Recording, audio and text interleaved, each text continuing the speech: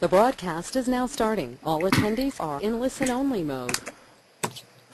Okay, hi friends, and welcome to what turns out to be tonight one of two open webinars, because somehow there was a mistake in the timing, and so it was listed as Eastern European Daylight Time here in Finland, and it should have been 8 o'clock GMT, which is 11 o'clock my time. But I was sort of tipped off to that, and I saw that GoToWebinar had somehow had this program running 3 hours earlier. So I thought I would just show up and see if anybody showed up, and I'll show up again at 11 o'clock, another 3 hours my time. So we have here Kathy Miller, Leslie Van, Linda Strollo, Maria Christina Donahue, Nick Foster. I see you have your hand up, Nick, and Riza. And when it comes to the staff, there's just myself. So you know how we usually do these things. It's wide open. If you have any thoughts, any questions, any things you'd like to discuss, we can do that. Meanwhile, I'm recording this, and you know, it will be available later for study, for reconsideration, or you know, possibly for people who couldn't make it but would like to. So look, I'll tell you what, since there's just very few of us, because I think most of the people that got the GMT notification, I'll just kind of open up a little bit. Kathy, hi, you are there? Kathy, hello, are you there? Yeah, very good. I'm just kind of saying hi. You know, the best thing is to keep yourself on self-mute. You do that with your green button, and then when you have a question, I will, or a comment or whatever, then I will unmute you, or you will unmute yourself rather, and you raise your hand. You know, you see what that little hand is, and then I'll know that you want to speak or you want to write something down. Okay, Leslie, hi, welcome. Are you there? Leslie, maybe some of you are not used to speaking on the on your microphone. You know, some of us, we have headsets, and this is a good thing to have. Anyway, I hear something, Leslie, but anyway, I assume maybe you're there. Perhaps you are. Welcome in any case. Hi, Michael. Hey, is that you, Brett? Yes. Okay, Brett, something happened. You know, obviously we're going to do two of these tonight. Yeah. Yeah. Okay. I'll tell you what. I'm having you on. You still want to make? You just turn on your recorder at this point, and we've got two of them. And I just thought, well, I better show up because. Lost your sound. Yeah. It's so there we are. So welcome, Brett. Thank you, and you can handle the organizing. Okay, Linda Strollo. Hello. Are you there? Let's see. There's a question there from Linda. A microphone. Aha, don't have a microphone on the computer. Okay. Okay, Linda, I understand. Very good. All right, well, then you'll be the fly on the wall, and you can hear things, or you can write something in, and Brett can field the questions for me as necessary. And Maria Christina, hi. You know how this works. Are you there?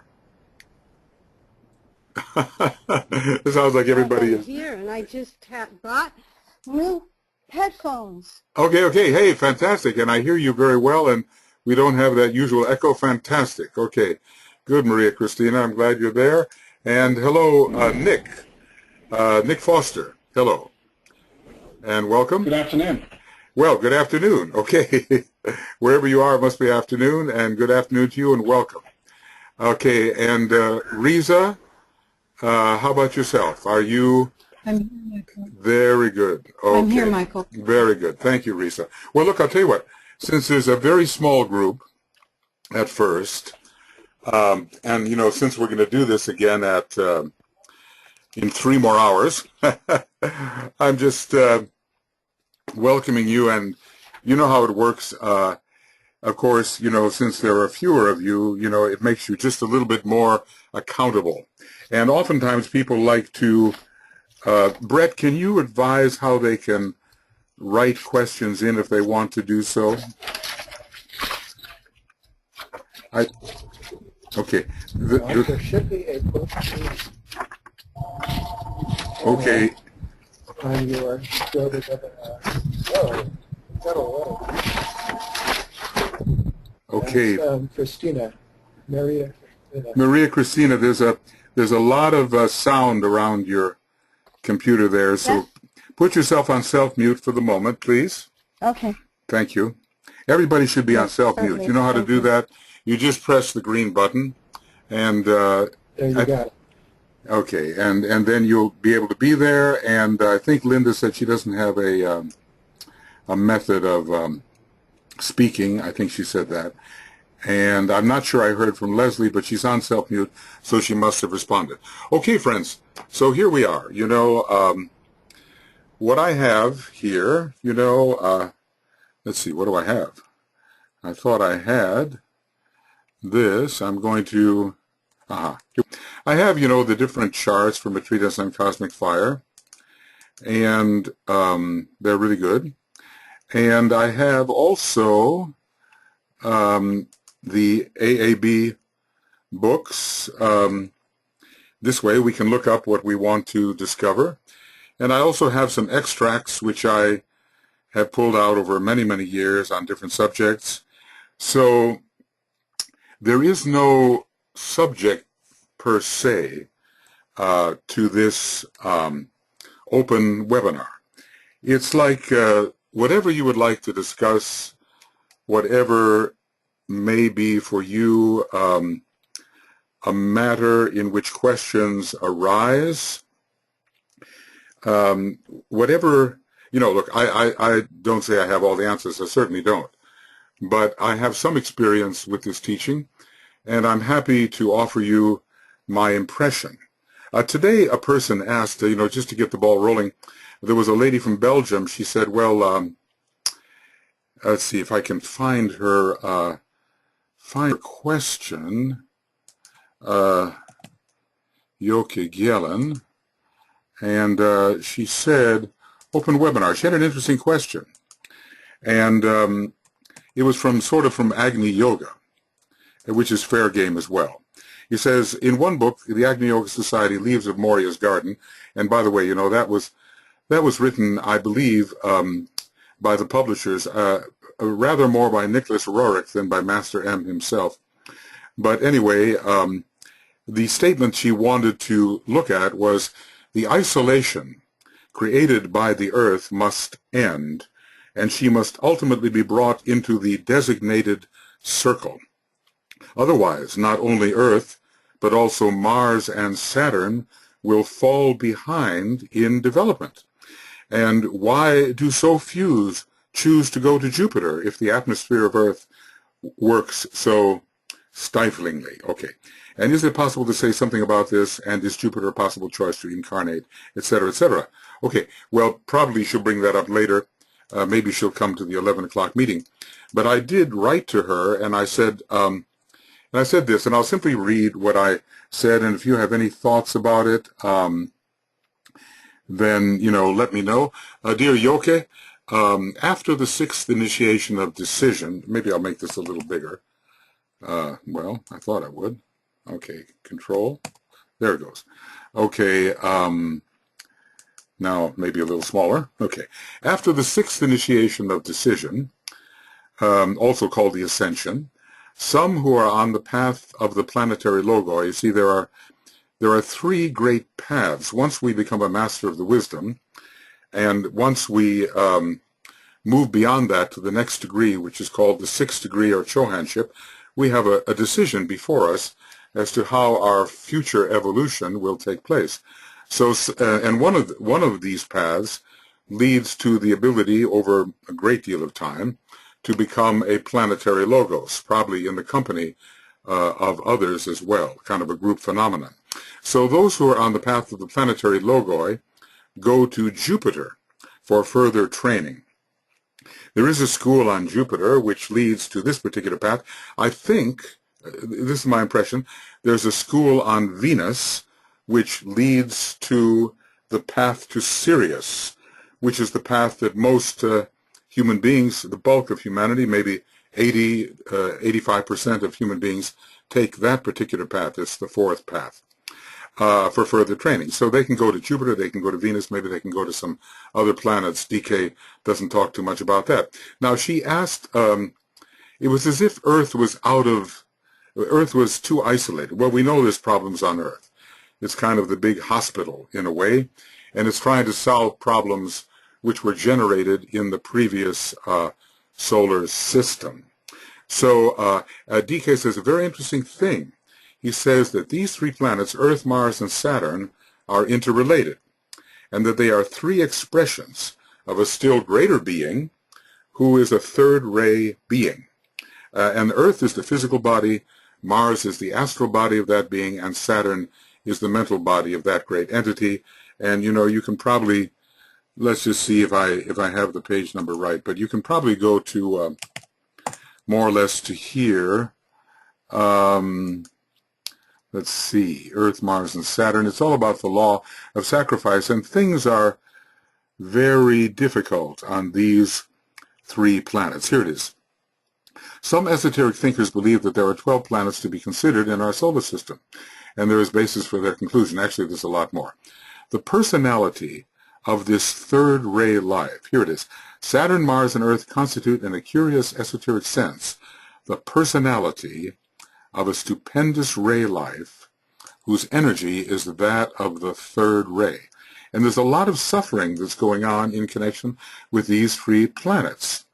The personality of the third ray life functions through the following planets. The mental body expresses itself through the medium of Saturn, the astral body through the planet Mars, and the physical body itself through the Earth. So the physical body is really, okay, we are experiencing difficulties with the video conference and are no longer able to share your webcam. Well, I don't care about that. Okay, that's okay. So this great third ray being, and I'll tell you which one I think it is, okay? If we were to go over here, I believe that this third ray being is the one who can be found in this map. And I believe, you know, surrounding the solar logos are three great beings that we might call the three persons of the solar logoic trinity. And I think this one that is circled in green is that third ray being who is expressing itself through the Earth, through Mars, and through Saturn. And, you know, we had a solar system last time, which was on the third ray. And we still have a lot of what I can call hangover from the third ray.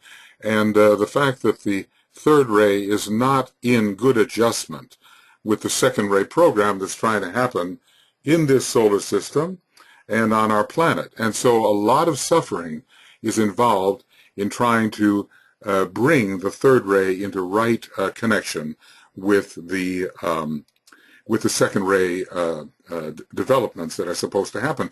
And so much of that is working out right here on the Earth. We have maybe the most suffering planet, purifying pain and releasing sorrow. That's the nature of our planet. So, and then I went on to tell her that we have no choice about incarnating on Jupiter now, though a number of monads and egos have come from Jupiter to this planet. And actually they are found, we're told, in South America, a lot of them, in India, a lot of them, and maybe recently somewhat in the United States. And they are largely called lotuses of Brahman, and they are not very unfolded in their egoic lotus, not yet, okay, because they're just relatively new to the process. They are part of what we might call true Earth humanity, or are linked closely with Earth humanity. Later, when we reach a very high initiation, which is, you know, where the Master Morya and Master Kuthumi and Master Serapis and, you know, a number of those Chohans, that high initiation, the sixth, if our path is path number 3, we can journey as a monad to Jupiter for further training. Earth is inwardly a sacred planet, but not yet outwardly, and the return of the Christ is meant to stimulate the second ray soul of our planetary logos of the Earth, and then there will be a strong move towards sacredness. But for right now, our incarnations are taken on this planet. Some people say, well, you can go to other planets for other incarnations. That's very, very rare. We have our business right here in the three lower worlds, and we're trying to work things out in some reasonable manner, and we're not traveling all over the solar system for incarnations. So let's see, when over a number of lives we achieve the necessary initiations, there will be more freedom, and then maybe we can go on other paths. Okay, now I just wanted to kind of get the ball rolling here, and I know it's kind of a abstruse subject. Welcome, Walter. I'm going to unmute you, and you can put yourself on self-mute. Does anybody have any questions or thoughts about this particular subject that I've dealt with? This planet Earth, the planet of purifying pain and releasing sorrow, and how it is somehow that Earth is out of the loop a little bit and is struggling to, I think, do well with Mars and with Saturn. What does it say in Agni Yoga here? It says that the Earth is isolated. Well, DK doesn't say too much about that, but he certainly says there are major problems and even a major initiation of the solar logos being worked out here on this planet, and we're all suffering as a result. It's just how things are. Okay, so Maria Christina, you have a question. I see your hand up, so you can unmute yourself and go ahead. Just because of the Agni Yoga references took me there, and I just wondered how much Urusvati, you know, I'm not sure, I've never said it out loud. The morning star, you know? Yeah. Urusvati was one of the names given to Helena Roerich. One of the names given to her, Urusvati. And also it may represent one of the stars, maybe Arcturus. Because it seems to represent something more than, I don't know, it has to do with maybe the feminine and consorts and ERES, you know, all these a little new planet that was discovered that has a feminine name. I just wondered how much I think maybe the feminine plays into all maybe this. it's mostly about Madame Roerich herself. And when he refers to Urusvati and what she has achieved and all of that, it's about Madame Roerich's achievements as far as I know. But also there has been some sort of stellar reference. One of the person did some research on this 20 years ago, and she felt that we were dealing with the star Arcturus, which, you know, if you follow the handle of the Big Dipper, it points to this amazing, you know, huge star. And it's a star that brings all kinds of new things, if I may say. So that is perhaps one of the meanings. And you may be right about the divine feminine because, you know, Master Moria said that women are bringing in the New Age. Basically, this is his view. So it's very interesting that it promotes the feminine. This teaching promotes the feminine even more in a way than Master DK's teaching. And of course, he said that most of his incarnations were as an Oriental in a male body. So maybe it's understandable. Okay. Thank you, Maria Christina. I can't answer that fully, but you may be correct about that. I just know a little bit about it. Okay, are there other questions on this particular subject that we have brought up? Okay, you don't feel inhibited about speaking up, because absolutely any question in the world that occultism or spiritual occultism can say something about is fair game for our discussions. I'm not expecting that everybody has studied the teaching for 50 years. Some may have hardly studied the teaching at all. So every question or comment is fair game. It can lead us into, who knows what subject. So let's just either type your questions to Brett or be brave enough to offer a thought or a question, if you wish. Or I can always call on you, of course. How would you like that? Okay. Well, Maria Christina, you have another thought. Go ahead, please. Well, actually, I could ask a question, or I could be quiet so other people could have a chance. But Well, I did have a We'll set an example that change some of people can come in. subject. Yeah. You can change the subject. Go ahead. Yeah, change of subject, because you know all the work that has been being done on the egoic lotus Yeah. of our individual egoic lotus. Yeah. Have you tuned in with there is in education in the New Age, there's a chart for the egoic lotus of humanity. Uh-huh. No. Can you give me the page? Page, I think it's 56. Okay, let's take a look. That's been one of the books I haven't read for quite a long time. Education. I know, and he has stuff, you know, squirreled away everywhere. And this particular egoic lotus, I'm just going to jump ahead to my very latest thoughts, and that there's a lot in between.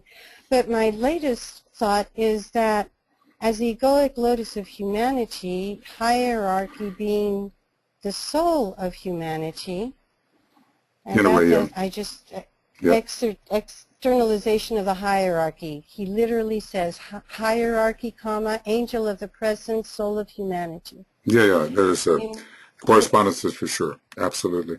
So perhaps this egoic lotus is inclusive to that point. Have you gotten to, okay, check this out. Check it out. Yeah. Do you see, I mean, on the knowledge petals we have spiritual man. Mm-hmm. Yes. At a certain point, yes. Mm-hmm. Right. The knowledge petals. This is a whole different, it's not the same one. It's a different take. It's a different, and I think it's situated, yes. Yeah. This is and very hierarchy, interesting. Yeah. Hierarchy is on the second, it's on the 2-2, and I think we're working towards group love. I think we're working towards, I don't know.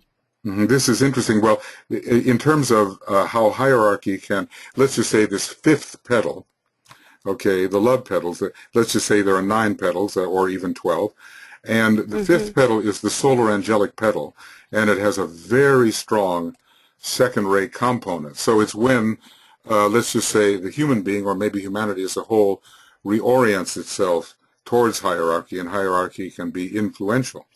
And I suppose we would ask, though, why world aspirants should follow that. I assume these are the petals in order, perhaps, or are they simply given, to describe all of them? Civilization, culture, illumination. No, I don't think Lemuria, so if you read the pages around, civilization is Lemuria, culture is Atlantis. Atlantean. Illumination is the Aryan. Yeah, this is a wonderful chart. So maybe this should be studied. It seems to start rather higher than the individual lotus, actually. It seems to. There were great civilizations at the end of Lemuria. That is what we are told. Interestingly, we are told, that the solar angels didn't even know they had succeeded until the later days of Lemuria, and they checked in on those civilizations, and they knew that they had succeeded. So, it makes sense.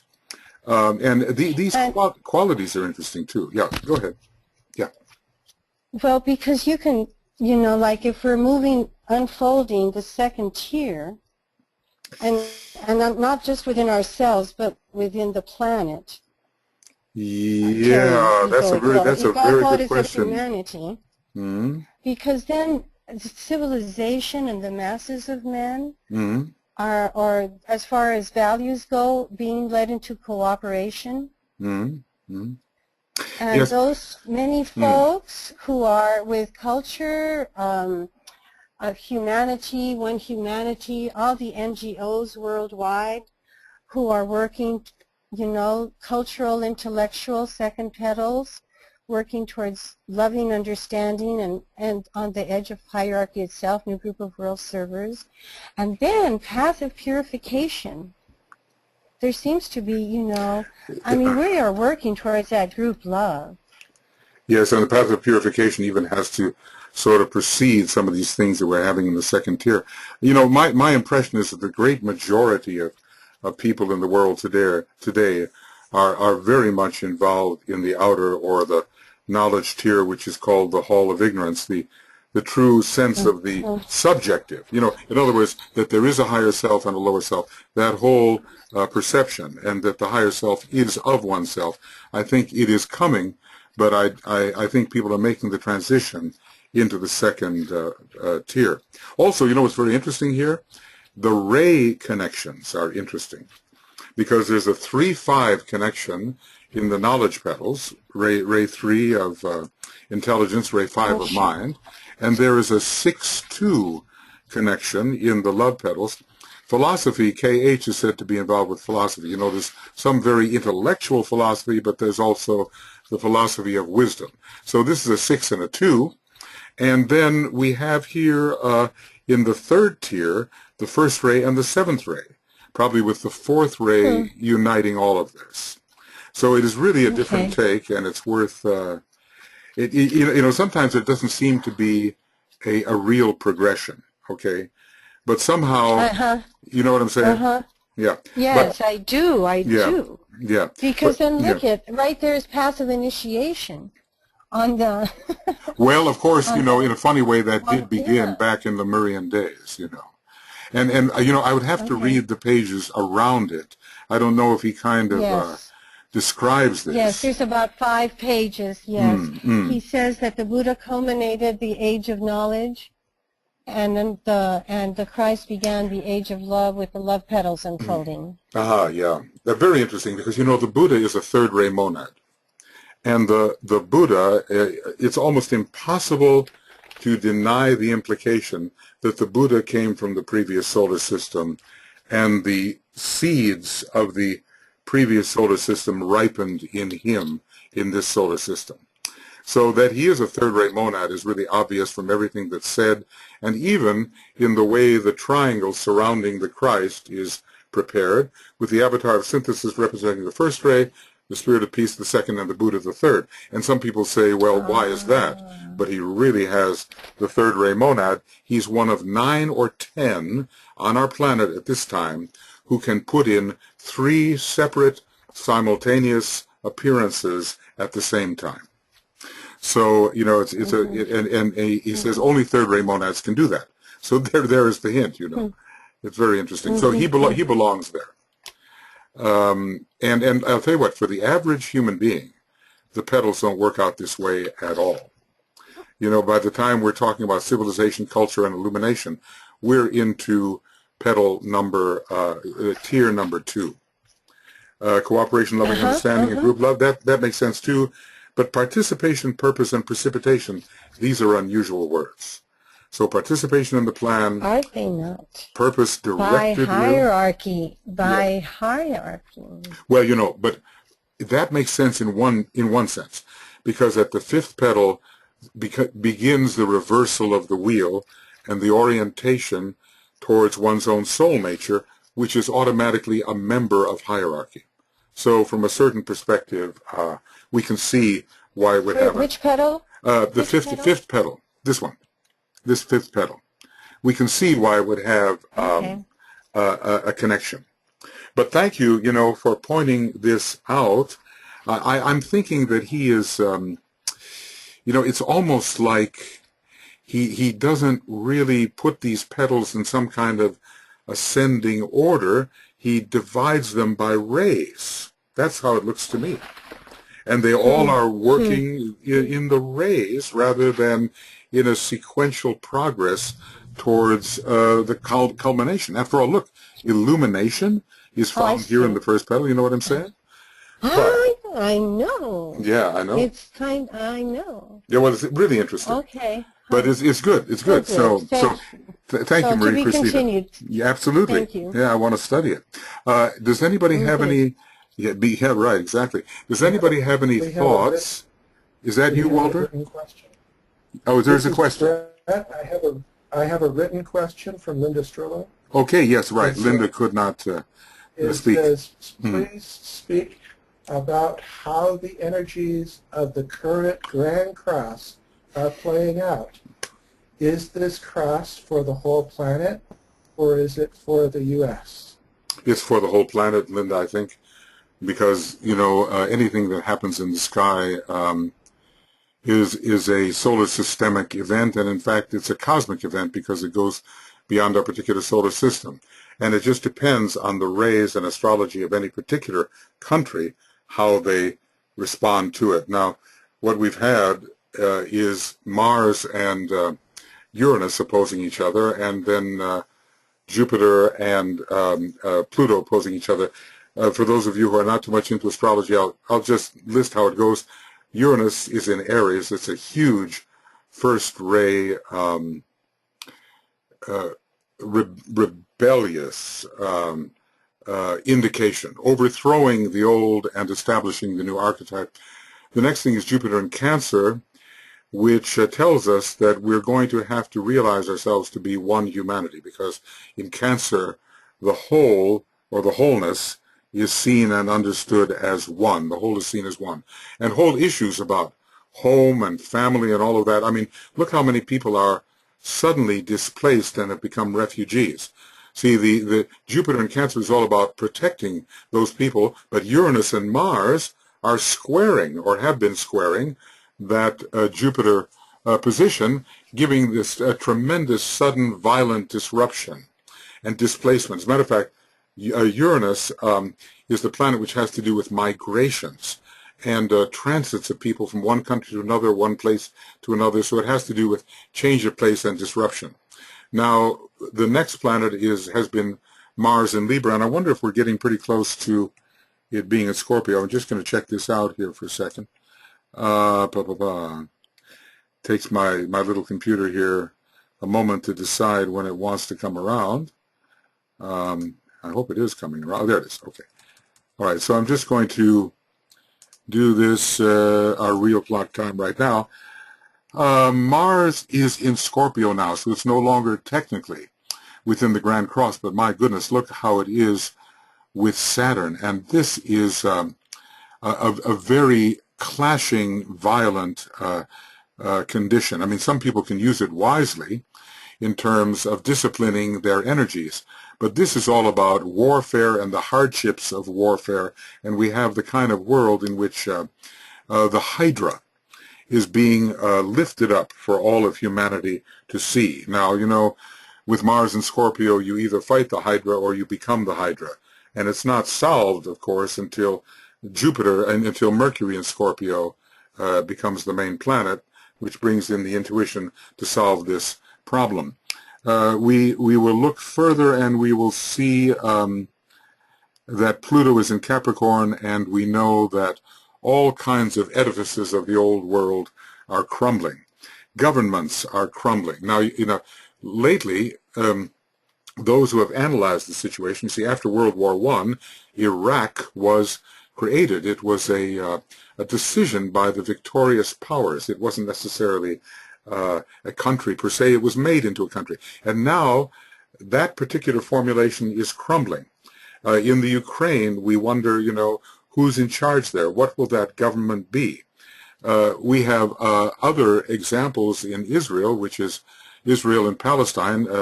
The Jewish group is ruled by Capricorn in its personality, and there are going to be huge transformations there for it and for every other Capricorn nation. Of course, Israel is not a Capricorn nation, but the Jewish group is a Capricorn nation. So there may be many destructions going on there and transformations. So it's not just for the United States. It has to do with the new archetype coming in, with Uranus in Aries, a very first-ray indication. Jupiter in Cancer, we have to figure out, well, it has been in Cancer, it's no longer. It started out in the Grand Cross in Cancer. How do we care for each other, and how can we act as one human family? Mars in Libra, there will be social warfare. And Mars in Scorpio, the Hydra is rising for all to see. I mean, if we can't see the Hydra in the group that's dressing in black and raising the black flag, and which represents the Pluto opposition to Sirius. Now, this is really interesting. Sirius is called Isis. Isis and Sirius are the same. So we have Isis and anti-Isis. We have Pluto coming 3 times in the year 2015 to the opposition of Isis or Sirius. So, let's just say the true Isis is full of light, and no evil can appear in the sunshine of the greater sun, which is Sirius. And here we have the embodiment of a recalcitrant sixth ray attempt to bring us back into medieval times under the sort of harshest first ray and sixth ray abuses. There's going to be a huge standoff between ISIS, the true Sirius, and anti-ISIS, represented by the black flag.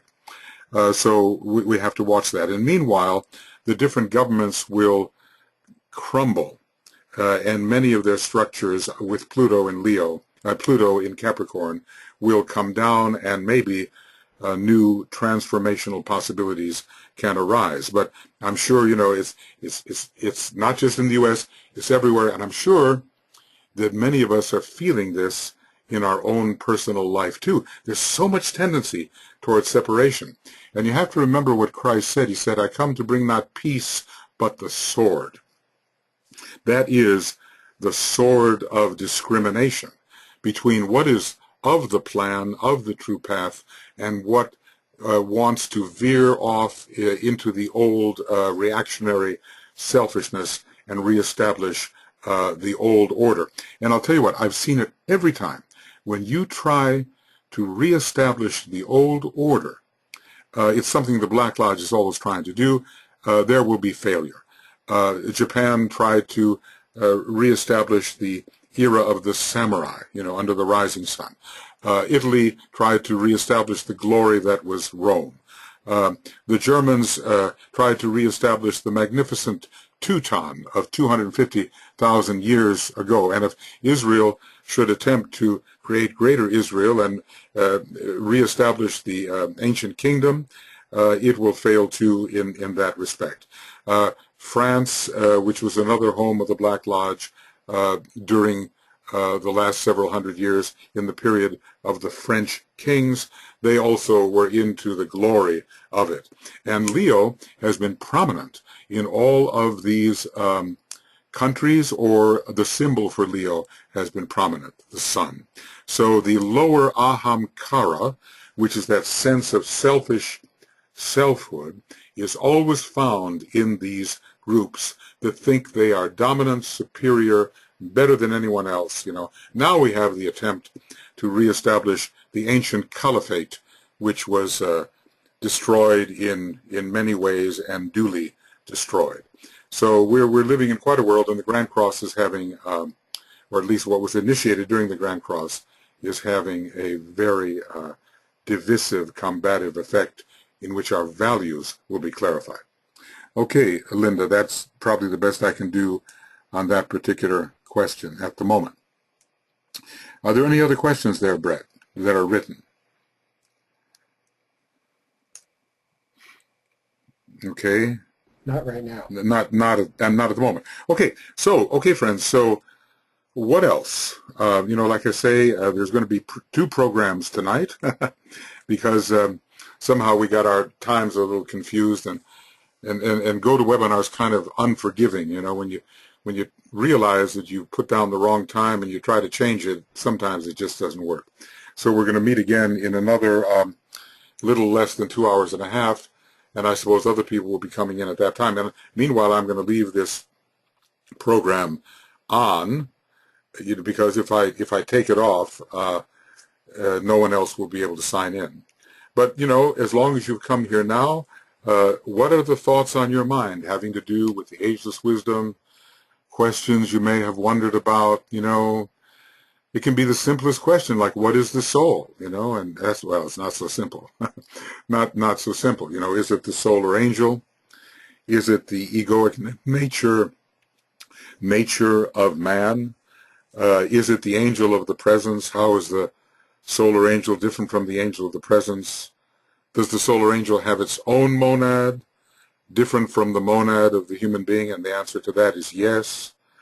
So What is the soul? You know, is the soul consciousness as it is found on the higher mental plane, or is it consciousness as it is found in the entire universe? Is it the consciousness aspect per se? And yes, it is that. It is that. What is the true soul? DK says that the true ego, with a capital E, is the spiritual triad. And that is truer soul than the soul found on the higher mental plane. Because the soul on the higher mental plane is like consciousness in a box, if I can say, or consciousness in a flower. It's consciousness under a particular form of limitation that is found on the higher mental plane. I think we can see that. You know, I'm going to go back here. My wife has a better picture of this. Yeah, I think I want to get her picture of the egoic lotus, because she did it correctly and this earlier rendition was not correct. So I'll be right there. Fellowship of Cosmic Fire and AAB. Okay, AAB TR. Let's see. Maybe we can get that. Yeah, this is her version of it, and it's much more correct. And you'll notice that the higher mental plane is where this egoic lotus is found. The 7 levels of the mental plane are shown in this diagram, and the higher 3 are where the egoic lotus is found. But if we say that that's the only soul in cosmos, it's very, very wrong. It is the soul of man under a particular condition of limitation. See, in a way, everything we are is the monad. Everything we are is this being which has awareness and which is buried, so to speak, in different levels of matter. And there is soul on the physical plane, on the astral plane, on the mental plane. We mean by that consciousness. There is soul on the higher mental plane. There is soul in the worlds of the spiritual triad. There is even, we could even say that the monad itself, through its consciousness aspect, is displaying soul. And on we know there's the soul nature of every solar angel, and the soul nature of Sanat Kumara, and of the planetary logos, and of the solar logos. So every being has consciousness of a certain type of extension, and that is soul. So we have to generalize about this word. Now, so often when DK says the soul or soul, he means this type of consciousness that is found on the higher mental plane, and that the solar angel is supporting. Let's just say that the solar angel sends a certain part of itself. It extends its consciousness into the consciousness of the human monad as that consciousness is found on the higher mental plane. And so what we have on the higher mental plane is a mixture of our own consciousness as a human monad, and we are supported and somehow nurtured and made more sensitive and made more self-conscious by the infusing energy of the solar angel, which is, as it were, underlying and supporting our consciousness.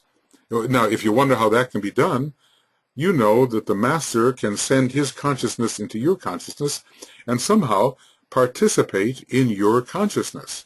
That's what we call it. We become an outpost of the master's consciousness, okay? But his consciousness is there, blending and merging with our consciousness and lifting us to realizations that we might not have had without this infusion of his consciousness. Well, it's the same with the solar angel, only the solar angel does it for millions and millions of years. Maybe 8 to 21 million years for some human beings, and maybe more like 18 million or even 15 million for others. It all depends on when they took their individualization on this planet. Okay, so Nick, yes, is that you, Yes. Nick? Yes. Please go ahead. I see your hand is up, Nick. So please, what is your thought? What is your thought? Yep. Well, a relatively simple question, I think, Michael. For some time I've been working through understanding astrology, and I found the material available on Makara helpful. I do have some material that I got from Danny and Danielle a number of years ago that I continue to work with. There are a number of blank pages on Makara relative to some of the placements, but are you planning to continue that work? I've been asked that before, and I suppose my answer should be yes, because as I have gone along, I was very detailed about Venus and Mercury, and then I started to change my format a little bit. So what I thought I would do, you see, I'm doing everything verbally now, pretty much verbally, pretty much with video books and that kind of thing. And it is in my intention, because, when I would teach an astrology class, I go through every position in detail, right, in terms of its undeveloped, average, and advanced expression, right? So I do intend to do that, and it's just a question of when. I suppose this is the second time I've been asked in a very direct way, will I continue that? And each time I say, well, yes, it is my intention to do that. So, as a matter of fact, I wonder if I have certain compilations and I have certain documents where I have continued more along that line than I have earlier. So I have to check whether they're in any kind of shape to be put on Makara. But yes, Nick, that is my intention. I have lots of good intentions. Don't they say that the road to hell is paved with good intentions? I have those good intentions, and because there's so much to be said about each one of those positions, and in the classes I actually did that, quite detailed, but in a way not yet fit in a written manner to be put on. We'll have to check with Victoria. You know Victoria's number, or you can write. Wait a second. I think that someone is knocking on the door that doesn't know I'm on a webinar. I'm actually on a webinar right now. The time got changed. Okay, I'm telling my wife, because usually when she knocks at the door, if I'm just talking to myself, I can just stop talking to myself. But now I'm talking to you. So so let me check, and you can check with Victoria. Just write to let's see. I'll give you her email, and just ask her what's there. vsk@victoria.com, and she supervises the Makara website, which is, you can get to Makara website. So just write to this address, vsk@victoria.com, and ask her what there is on astrology that may be hiding, because recently I've tried actually to say a bit more about those planets, but I haven't done it in completeness. So the quick answer is yes. Well, this is not a quick answer. This is extended. But yes, I intend to do that. Nick, I intend to do that. Thank you. Yeah, you bet. You bet.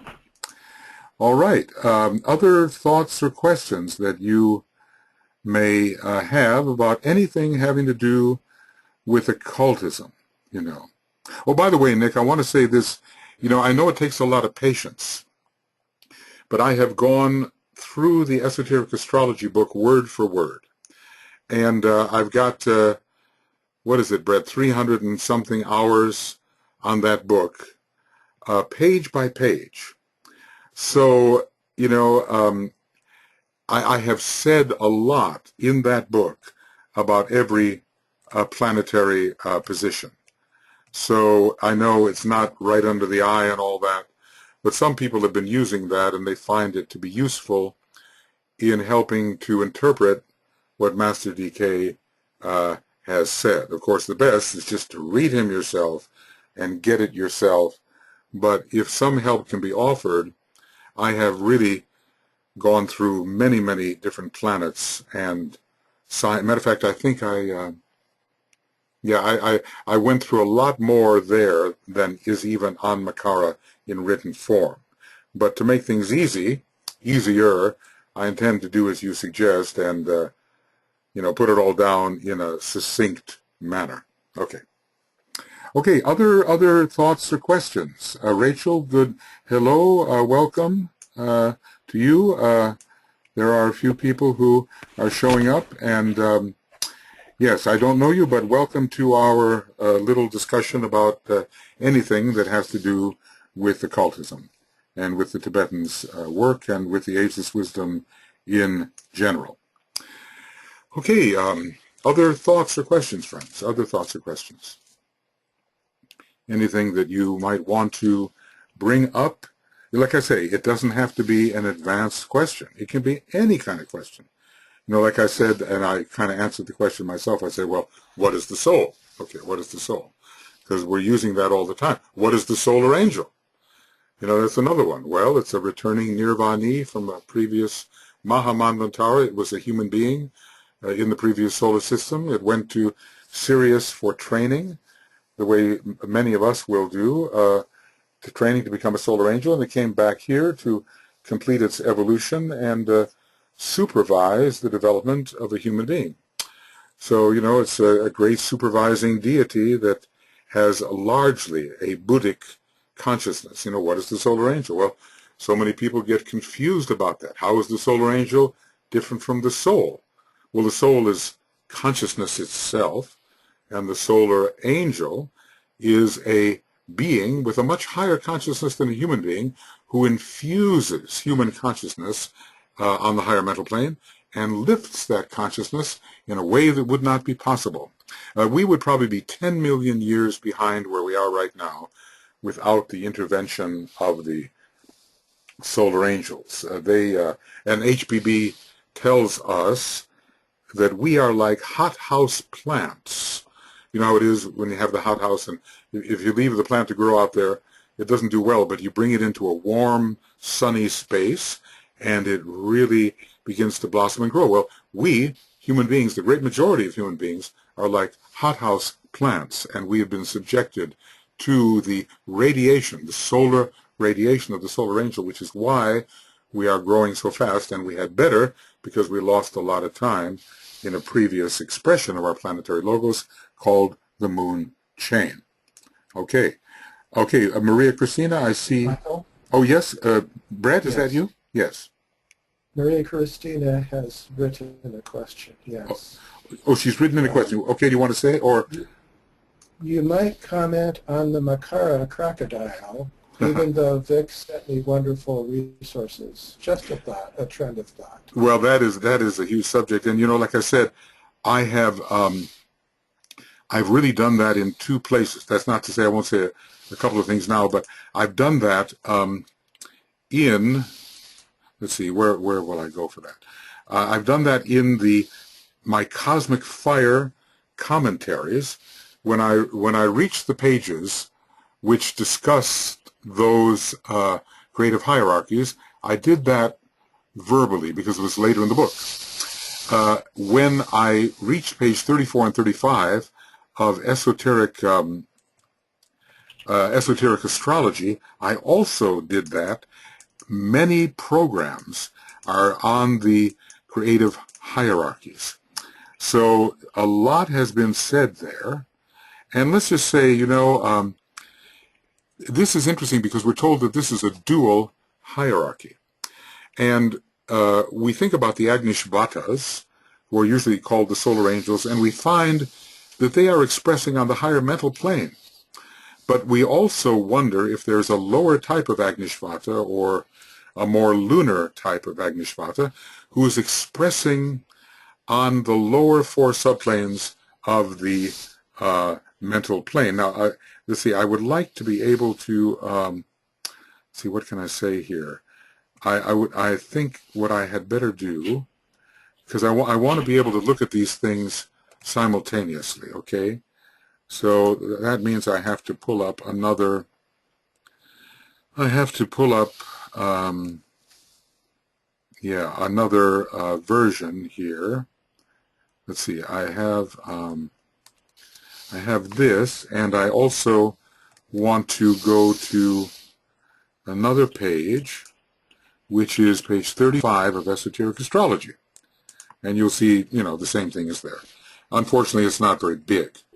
But, you know, we'll, no, that's Esoteric Healing. That's my fault there, okay? So let's just see, page 35. Okay, here it is, the 7 creative hierarchies. All right. Well, you know, it's not very big, but, and I can't really make it bigger. But what I have to do is go backwards here. Oh, what's happening? Oh, there it is. Okay. Now I want to go back to this diagram simultaneously. So the Agnishvatas seem to be divided into 2 parts. One of them is a higher part of the 5th creative hierarchy, which is a definitely sacrificial hierarchy. They have fallen twice. They have fallen into the higher subplanes of the cosmic physical plane, because if you think about it, they already had to be on the cosmic astral plane to become solar angels. So sacrificially they fell down onto these 4 levels. But then they fell down again further into the dense physical vehicle of the solar logos, where they are undertaking their greatest sacrifice. Now they are very high solar beings. However, there are also lesser beings. I'm going to get rid of this for a moment because I've got too much going on.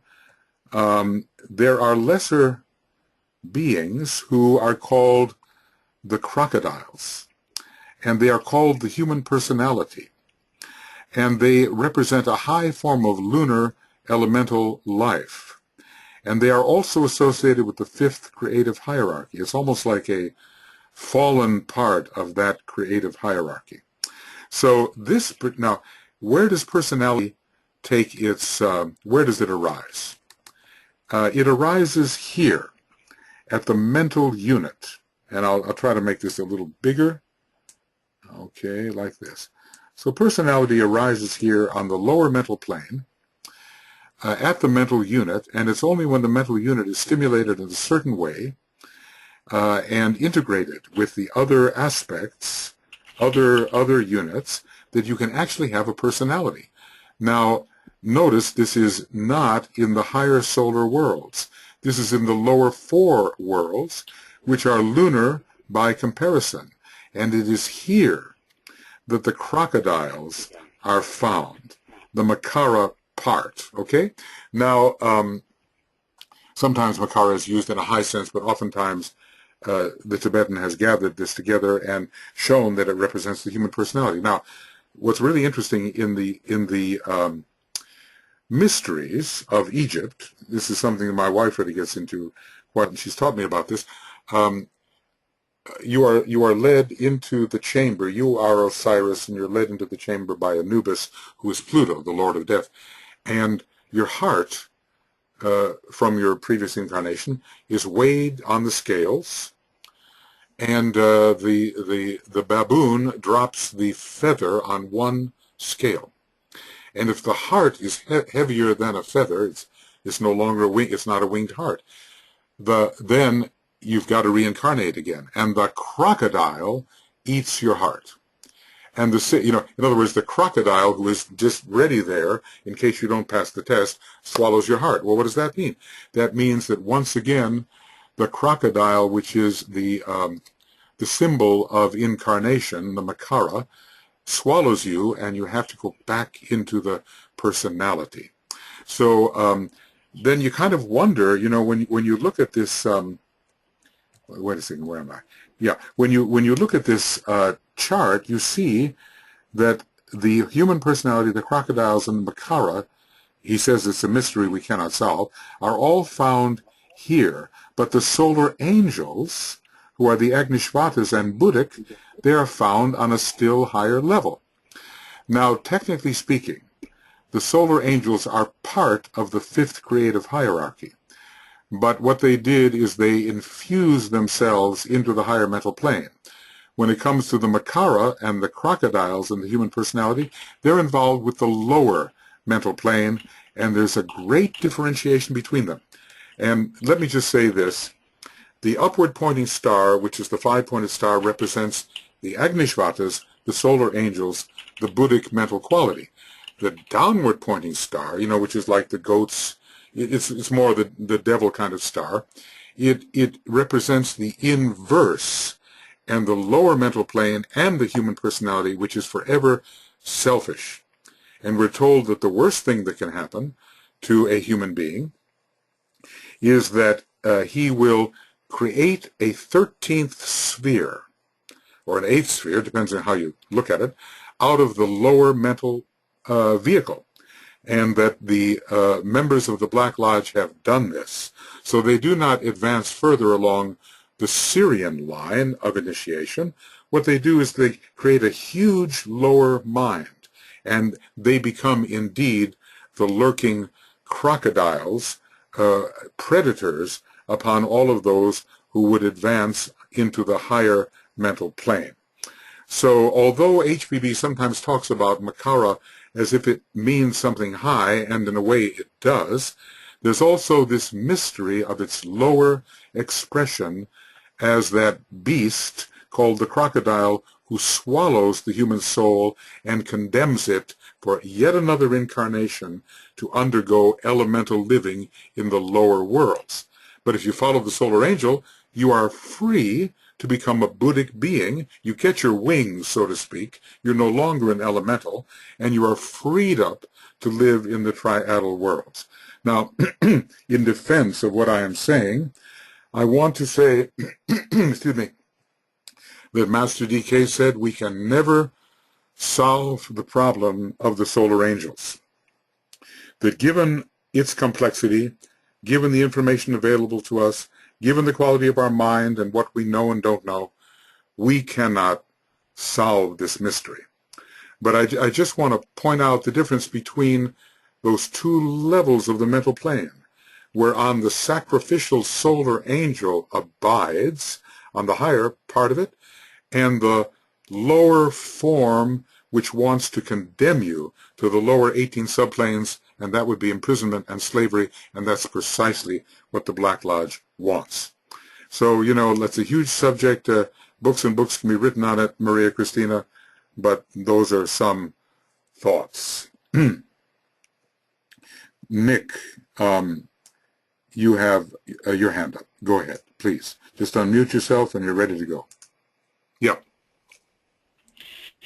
Michael, I know that I'm trying to remember which one of Alice Bailey's books, probably The Externalization of Hierarchy at least, there's discussion about one world religion and the coming of that and the making of that. But I think, well, it seems to me that Christianity is in decline, at least in the organized churches. That's right. That's right. I'm not sure if Buddhism is in decline, but the one growing religion is, of course, Islam. And he says it's also antiquated. What, unfortunately, yeah. Well, infested with all kinds of problems. Yeah, it is. If I were Islamic, I would be frustrated with the people hijacking my religion. But I guess the question is there any movement that you see, or is that still to come towards one world religion? I believe that in the people who are observing the natural rhythms, meditative rhythms of the soul lunar cycles, the full moon meditations, and so forth, that the pattern for the New World religion will emerge. It's in these cycles observed through group meditation that there will be an opening to realize that any new religion has to deal with God as energy. Now, the fifth ray is coming in very strongly, and the whole human personality during the age of Aquarius is ruled actually by the fifth ray and not the third ray, as in the age of Pisces. And the whole idea of studying subtle energy under the sign Aquarius will bring in the New World religion. He really says, look, I just read it the other day, and a friend excised it for me. He says, Judaism is old. There's nothing in the old version of it. Christianity and Islam are gone. There's nothing there. They're all outdated. They're all antiquated. But the idea, though, of taking the best of any of those religions, he even says that Buddhism is going to get more and more dogmatic. And maybe some people who study Buddhism would say this is happening. I'm not a Buddhist scholar, so I don't know about that. But the dogmatism he points to that the crystallization is occurring in all of these religions, and yet, at least with Buddhism and Christianity, you have their two founders, the Christ and the Buddha, as current powerful world teachers. So the core of those religions will be harvested, I believe. Now, the new religion will be Aquarian, and it's said to be coming out of Russia in a seventh ray age. Russia has an Aquarian soul, which is on the seventh ray, and yet the new religion will be part of the great demonstration of the second ray, and so it will connect with the Christ, who will be the world teacher during the next 2,500 years or so, and America, the United States, has an Aquarian soul on the second ray.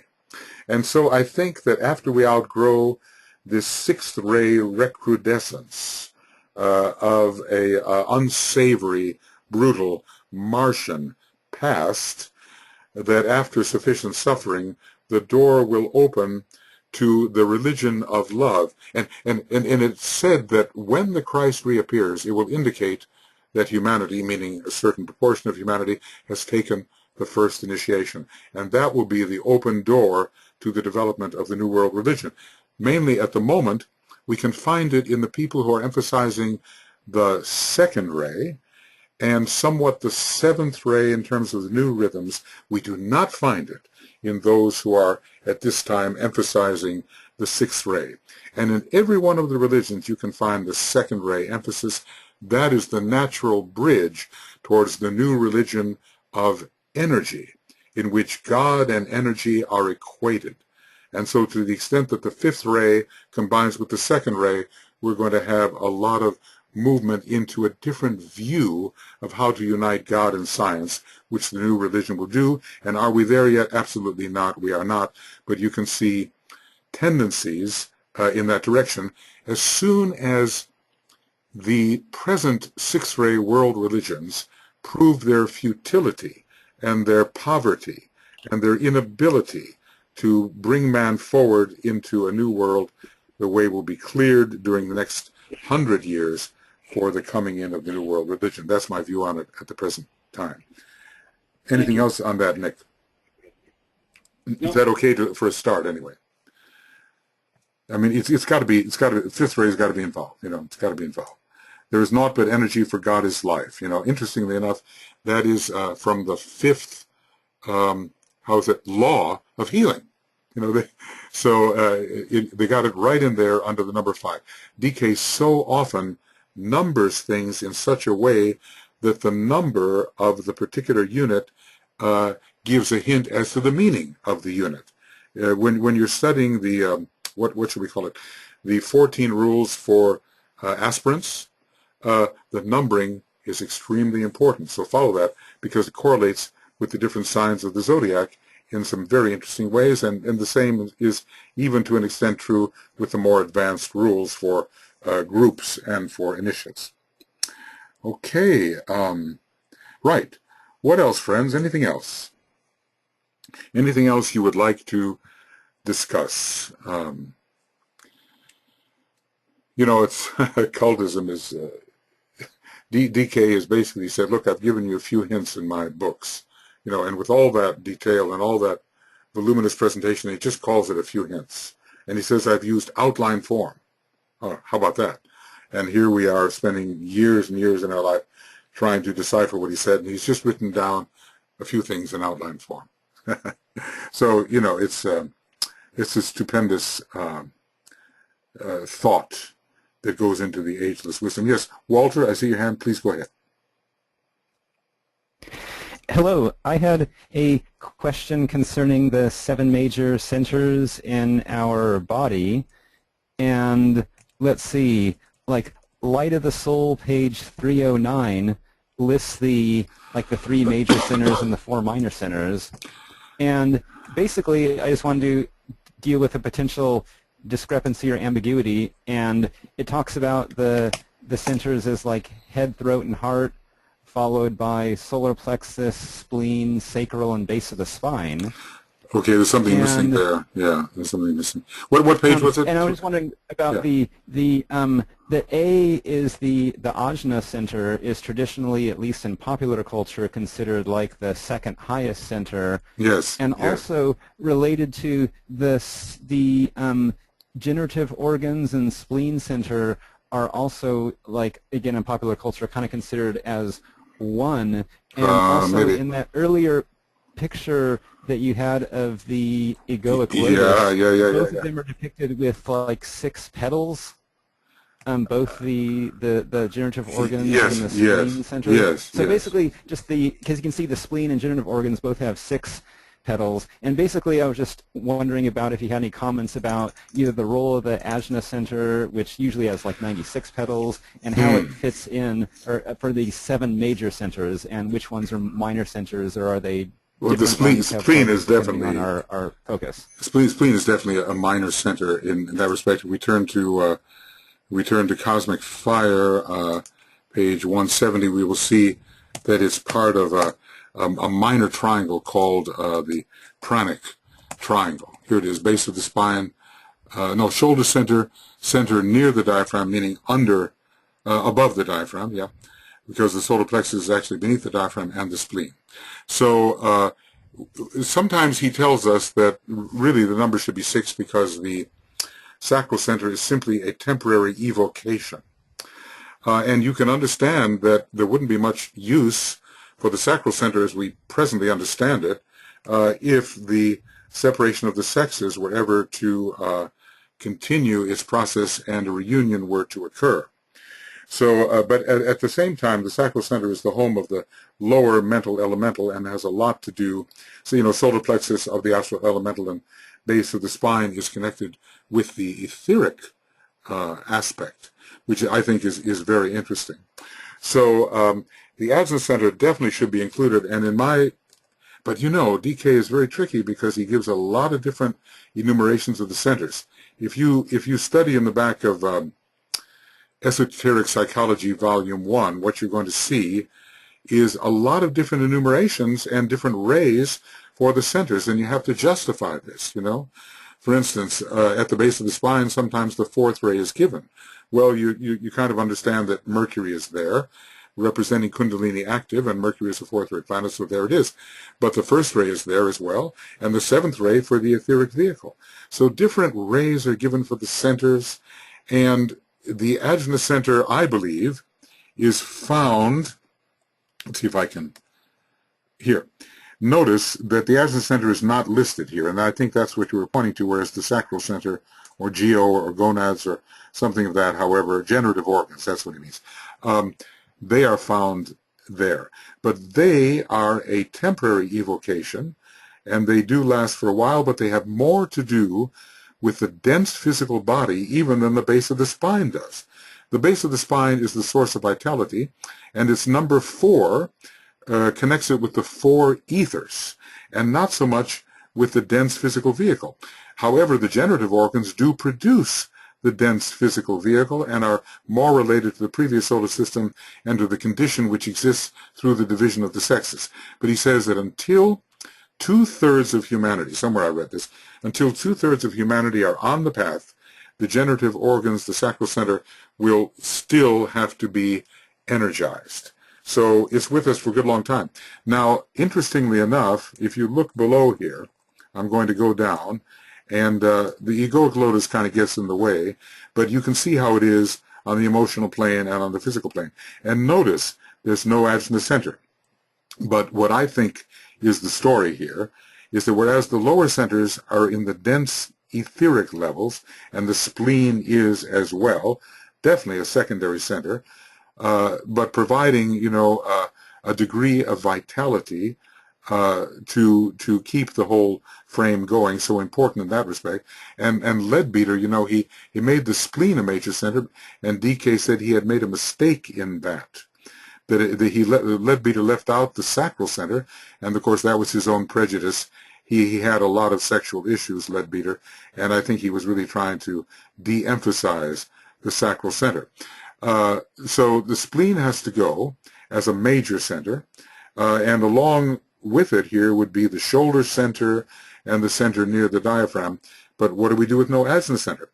And what we find, I think, is that not only is the etheric physical plane divided into 7 parts, subplanes, but each of the subplanes is further divided into a subsidiary 7 subplanes. And what I suspect is that the head center is found on the highest level of these subplanes, and that the ajna center is either found somewhere in the first, I think in the second sub-level, would be my guess.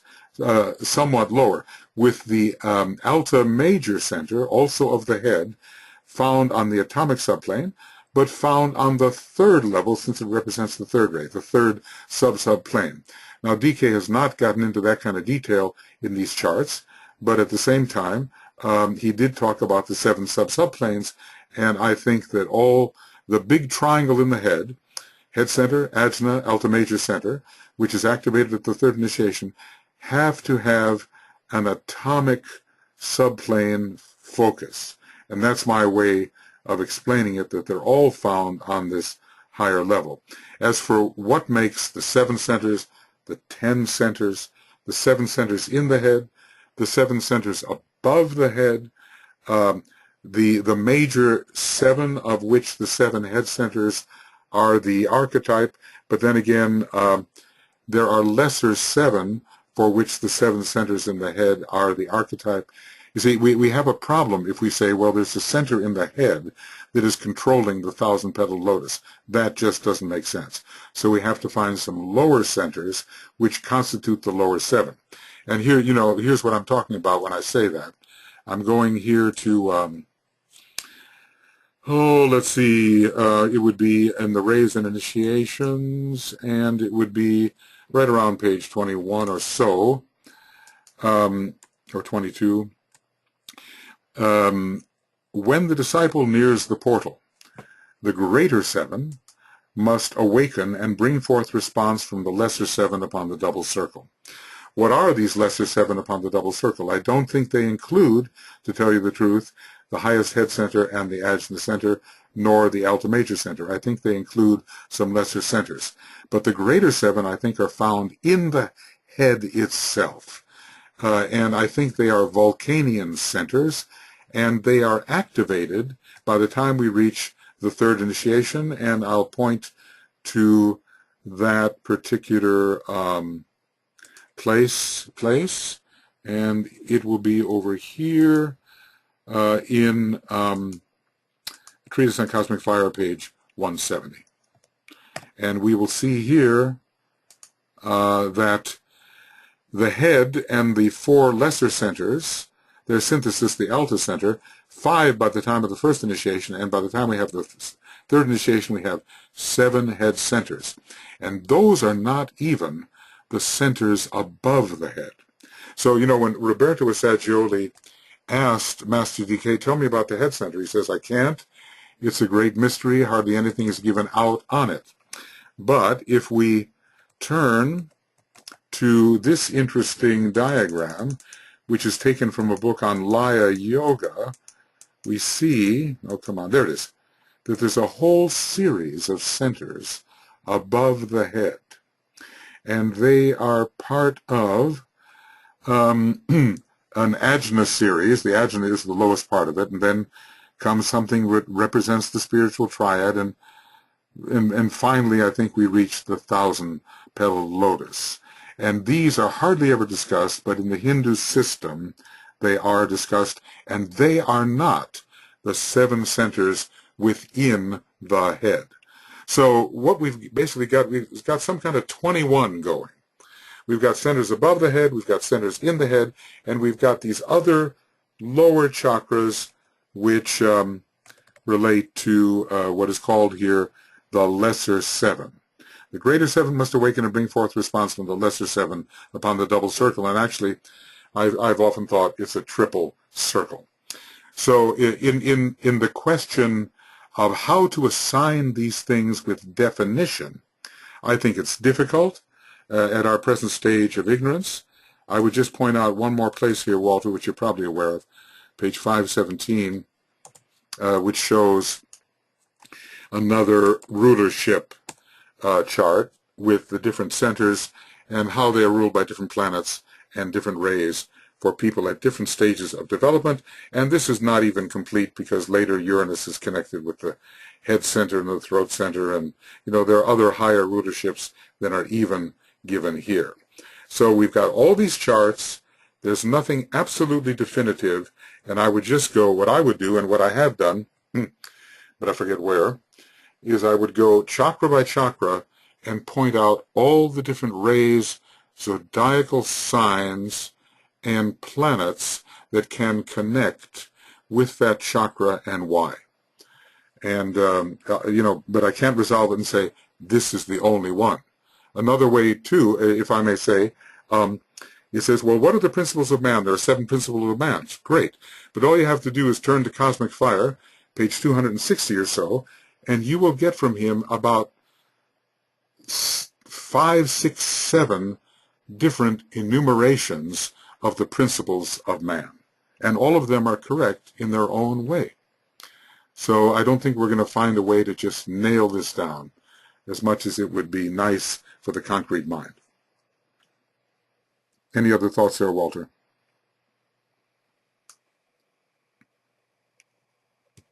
Are you there? Yes, I found it interesting, the spleen center.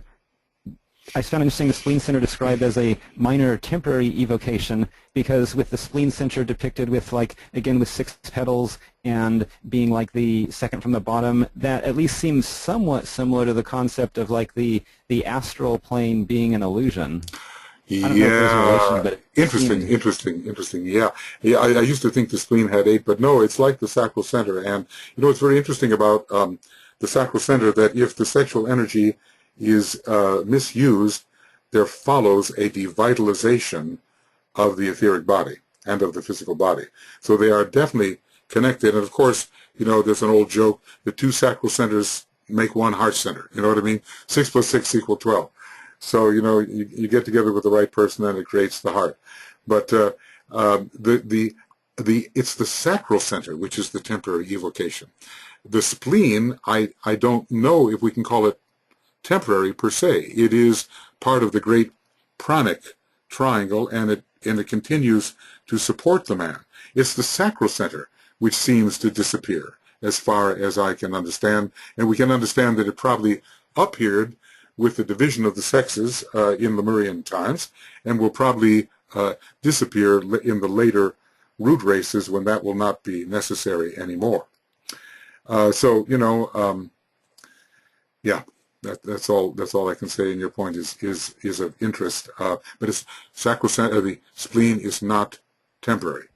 The sacral center is said to be a temporary evocation. And there's even one place, and is what can I call it?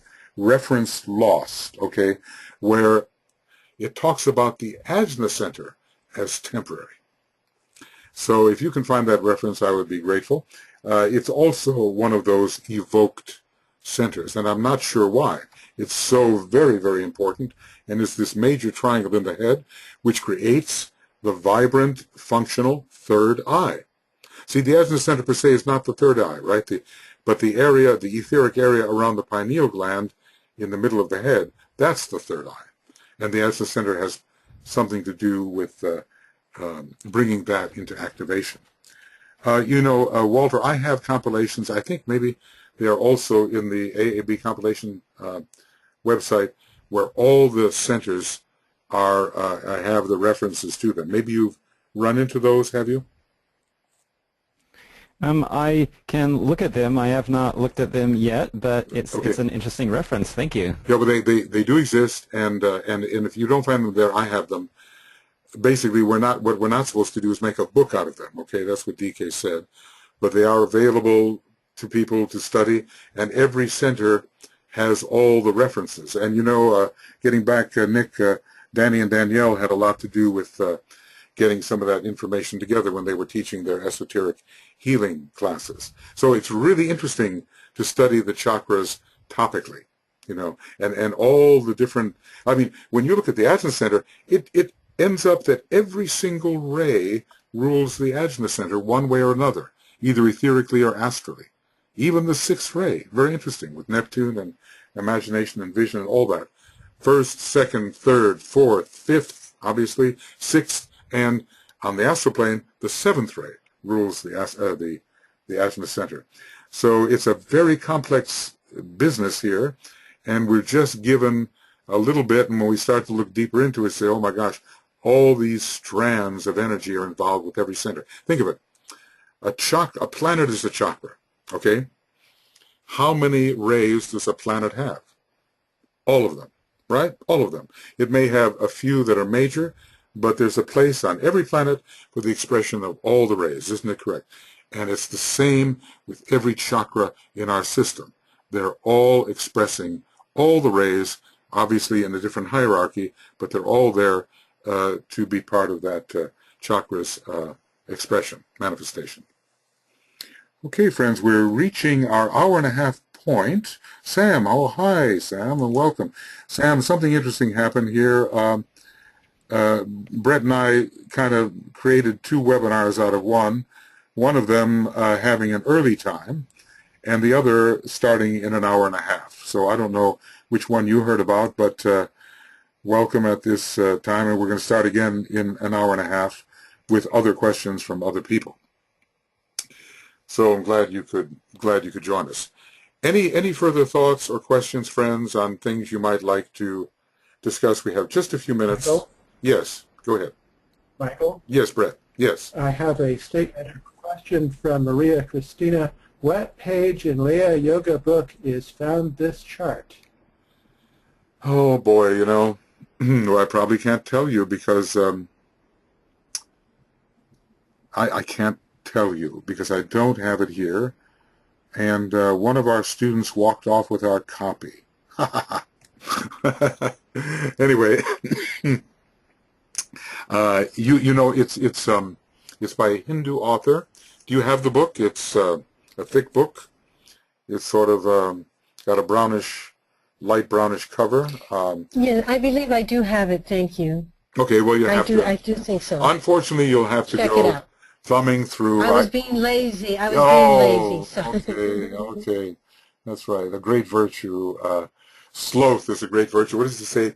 The major liability, now listen to this, the major liability of the average initiate is sloth. You know, probably, just think what that means, you know what I mean? Here, maybe I can find it because there's not going to be too much, there's not going to be too many sloths, are there? Okay, so here it is. All commentaries agree, sloth, languor, laziness, and here it is. And you might want to take this into consideration, all of us might want to. The major liability of the average initiate is sloth or lack of speed. Ponder on that. He oftentimes says ponder on this, but here he says ponder on that, page 157 of the Rays and the Initiation. So, and notice it's one of the 7 deadly sins. Absolutely. I guess we've all learned about that in the Catholic Church, haven't we? So, do you know the other deadly sins, Maria Christina? Greed, envy, gluttony, wrath. Oh, what else? Sloth. Sloth. Don't forget lust. Lust. Oh, I almost forgot lust. Okay, well, that's good. Those, you know, and they are actually to be overcome, and you know, there's so much about the Yoga Sutras that with commandments that bring us into the overcoming of those impediments, and so much about the heads of the Hydra that are there. You know, we could probably connect sloth with the second head of the Hydra, which is the head of comfort, probably, I would suspect. People don't want to push themselves too hard, right? You know, they want to just kind of go along and not make that exceptional effort that is needed by the initiate. He says... oh, and we missed... Yeah, go ahead. Walt, is that you? Oh, I was saying we missed one. We mentioned 6 deadly sins. We're missing pride. That's the 7th. Oh, well, No wonder we couldn't think of it. That's a big problem for the average student of DK. Something about studying DK brings out, I don't know, it shouldn't, but it does bring out some kind of mental pride in people. And of course, it's one of the it's one of the mental heads. Pride is one of the mental heads. I'll tell you what, if these are so psychologically juicy that I know I'm going to forget them. So Maria Christina, would you write out the 7 deadly sins for me and send it to me if you'd be so kind, and I'll just send it on to everyone else with a cautionary note. Risa has them here. What is it? Risa has written them down. 7 deadly sins. Someone has written them down? Gluttony. Yes, lust, gluttony, greed, sloth, wrath, envy, and pride. Wow, you got into that, Brett. That was good. Say, I'll tell you what. And she asks, what is the name and author of the book on Laya system chakras? On the Laya Yoga, and by the way, if you read that Laya Yoga book, you're going to find all kinds of different correspondences to what Master DK gives you. And then, it'll have to be spiritual discernment to try to figure out whether what is true and what is true under what perspective and so forth. It's definitely the Hindu method, and it does not absolutely correspond with the Tibetan Buddhist method, as far as I can see. I don't have that in front of me. I don't have that. Wait, Maria Christina, do you have the book in front of you by chance? Or maybe not. No, I don't have it in front of me. Okay, I have to okay, because I'm just where- going to try to, what I'm going to do here, I'm going to just do something peculiar. I'm going to see Laya Yoga. If perchance I know anything about it, and probably I don't. The name almost came to me, but I can't think of it. Anyway, I'll tell you what, you look up the book and see if we can get that out to people. It makes for interesting reading for sure, and unfortunately, I don't have it. Laya Yoga, Yoga Various. Nope, I don't have it. I'm sorry. Yep, Chaudhary. No, it's not that. Anyway, can't deal with that at the moment.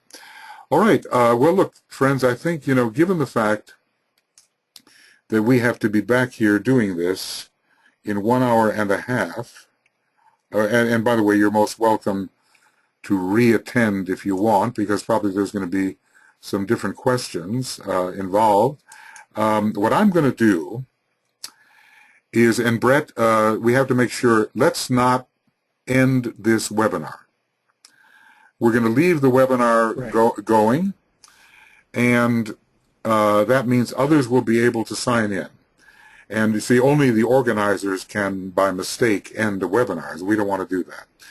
So because if we end this webinar, it's going to erase the webinar from the possibility of others entering. So we'll leave this for another hour and a half. We'll come back, and maybe there'll be other things we want to discuss. And meanwhile, Maria Christina, you can do all the research on Makara in the next hour and a half and come up with some interesting ideas for us. I'm packing. What a challenge, what a challenge. Bye. What a challenge. Is there anything that anybody who has not spoken would like to say? I always like to give everybody a chance, if possible, and there's not such a big group of us right now. Or, you can come back in an hour and a half. If I were you, if you want to come back, I would not get off the webinar. I just leave yourself on there. Just on the side of your computer, and then when we all come back together, you can join us. You might think of something more that you want to discuss by that time. We never know where these discussions are going to go. We never know what questions are going to come up, And today we didn't even know what time we're having the webinar. But why not? We have 2 instead of 1, okay? So thank you for attending. And if you want to come back in an hour and a half, you are most welcome to do that. Meanwhile, we'll leave the webinar on, and what I'll probably do is, put on the Moria, I shouldn't have erased that, the Moria Federation logo, and we'll just keep it on, and then you're most welcome to come back if you would like. So thank you very much for attending. Let's just have a final Om together to close this part of it.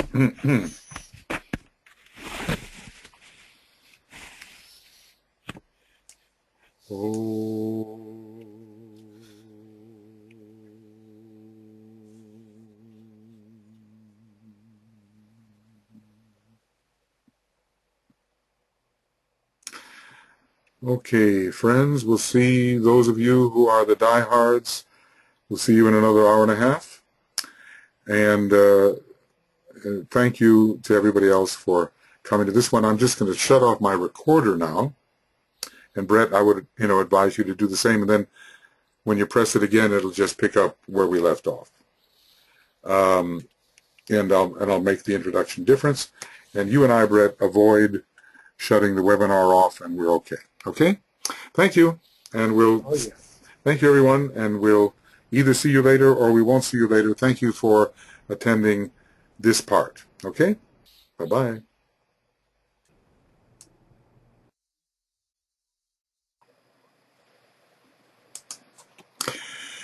Hello, friends. Hi, and welcome to webinar number 2 tonight. We had some scheduling issues, and maybe about 8 or 9 people showed up for a webinar that began 3 hours earlier than this. There will be a recording of it for you as we covered various questions which may be of use to you. I'd like to, there are about 21 of us here and 5 on staff, and I'd like to welcome Alex, Alicia, Asha, BL, Donna, Dorothy, Elena, Guadalupe, Jeremy, Joanne, Yoke, Leah, Linda, you were here earlier. Good to see you again. Maria Christina, you were here earlier. Good to see you. Marina, Mary Bell, Michael Stacy, Paul Dempsey, Rachel, you were here earlier. Welcome again. Sam, you were also here. Welcome. And Sheldon and Helena, welcome. Well, okay. We've had an interesting time of it. We discussed the soul, the solar angel, the 5th creative hierarchy, the division between the higher and lower mental plane, the higher and lower Agnishvatas. We discussed the personality as the crocodile. Whoop! I heard an interesting sound. Okay. As the crocodile devouring the soul of the individual who had to return to incarnation, and hence the meaning of the Makara, the crocodiles. We discussed the question from Yoke, who asked me about Mars, Earth, Mars, and Saturn, all belonging to a particular great third ray entity, with Earth as the great hospital, with the need to have Earth prove its sacredness as the etheric physical body of that great entity. And we talked a little bit about planets, to which one may go before one ventures onto the path of higher evolution. Jupiter is one of those planets which leads to the path of the planetary logoi on the way of the higher evolution. And Venus, I think, it's my theory anyway, that Venus, well, I know that Venus is another one of those planets where training goes on before one leaves the solar system, but I think it leads to the path to Sirius. That is my guess, and maybe some other planets as well. So we had a good discussion. We discussed the chakras and the many different ways of looking at them, and we discussed the, let's see, what can I call it, the higher head centers. This is a this is a kind of a chart from a book called Laya Yoga, and it shows the Hindu version of the Ajna series of chakras, which is above the head, as well as the series of chakras within the head, and also the lower chakras, of which the greater 7 are the higher correspondence. Let's see if I have that. Just give you a little bit of a review. When the disciple nears the portal, the greater 7 must awaken and bring forth response from the lesser 7 upon the double circle. But as I said, I think there may even be 3 circles involved. The very highest series of 7, then the chakras within the head, which are related to the planet Vulcan, and then a series of 7 lower chakras, which do not include the head and the Ajna center. At least it's my guess. So we had a good time discussing, and I figured since a number of people showed up, I would just, conduct an extra webinar, and then anticipating that more would come for this webinar, which was the time that was given in the title, at least 8 p.m. GMT, and that's the time now. So there are 23 of us, and so welcome to everyone. And I guess you know how these programs work. You can, I think Brett is here, and or Joe Waltz or Kay, and they receive your questions if you write them, or if you are brave and want to just raise your hand and you can speak and ask your question or make your statement or a subject on which you would like some clarification. And as I say, I don't know all the answers. That's obvious, but I'm very happy to share with you some thoughts that I have. Here was a funny thing that we ran into, that the major liability, not just of the average disciple, but of the average initiate, is sloth or lack of speed. Ponder on that. So I guess Master DK puts us in our place there. Even if we were an initiate, our problem would be sloth or lack of speed, and even the initiate of the threshold of the first 2 initiations, that is apparently the problem. So he tells us to organize for speed.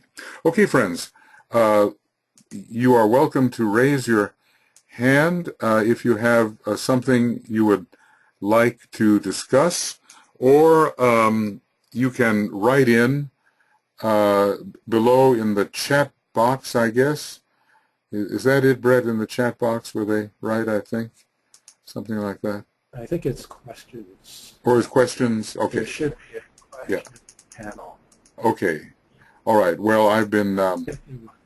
so if you have questions, you write them, and Brett will field them, and every once in a while he'll let me know what it is you'd like to discuss, and if I can be of any use, I'll be most happy to do so. And remember that our earlier program, which was about an hour and a half of discussion, will be available to you. These will both be made available together, and Brett will get them out fairly soon as I convert this. It's one big program, really. I just started the recording now and ended the recording an hour and a half ago, and it's all going to be one program. Okay, so where are we, and what would you like to question or discuss? What might be on your mind? By the way, I finished 71 programs on the Egoic Lotus. It's 100 and something hours, and it's on Makara now. So if you want to go through the Egoic Lotus in detail, petal by petal, color by color, all the astrology and rheology of it, that's there waiting for you, for those who have the courage and the patience to get into it. Okay, what have we? Anything? Any questions? Jeremy or O'Neill wrote in the question box. Okay, so Jeremy has a question. Okay, you were saying, Joe, I'm sorry, I couldn't quite understand. Okay. Yeah, my audio isn't really good, so oh, I've got it. he has written a comment. Let me read it. Yeah, okay. Okay, Brett, you handle it. Okay, go ahead. Would the mother of the world be considered a Kumara? What is the relationship of the mother of the world to the creative hierarchies? Okay. If the mother of the world is not identical with the Brahma or matter aspect of the planet, and therefore the Holy Spirit, what is the difference? These are big questions. Is the plan co-created between the Father and the Mother principles on Earth? All right, these are very, very, very big questions. Now, I wish I had the reference in which Master DK says that there were great feminine deities which were particularly related to the previous solar system, and not particularly to this solar system, which is the solar system of the Sun, the SON. So the particular question was about, was the mother of the world somehow the spouse or bride of Sanat Kumara, which I thought, it was a fairly glamorous question, I thought, and DK basically said that we know of no such relationship or of such an individual.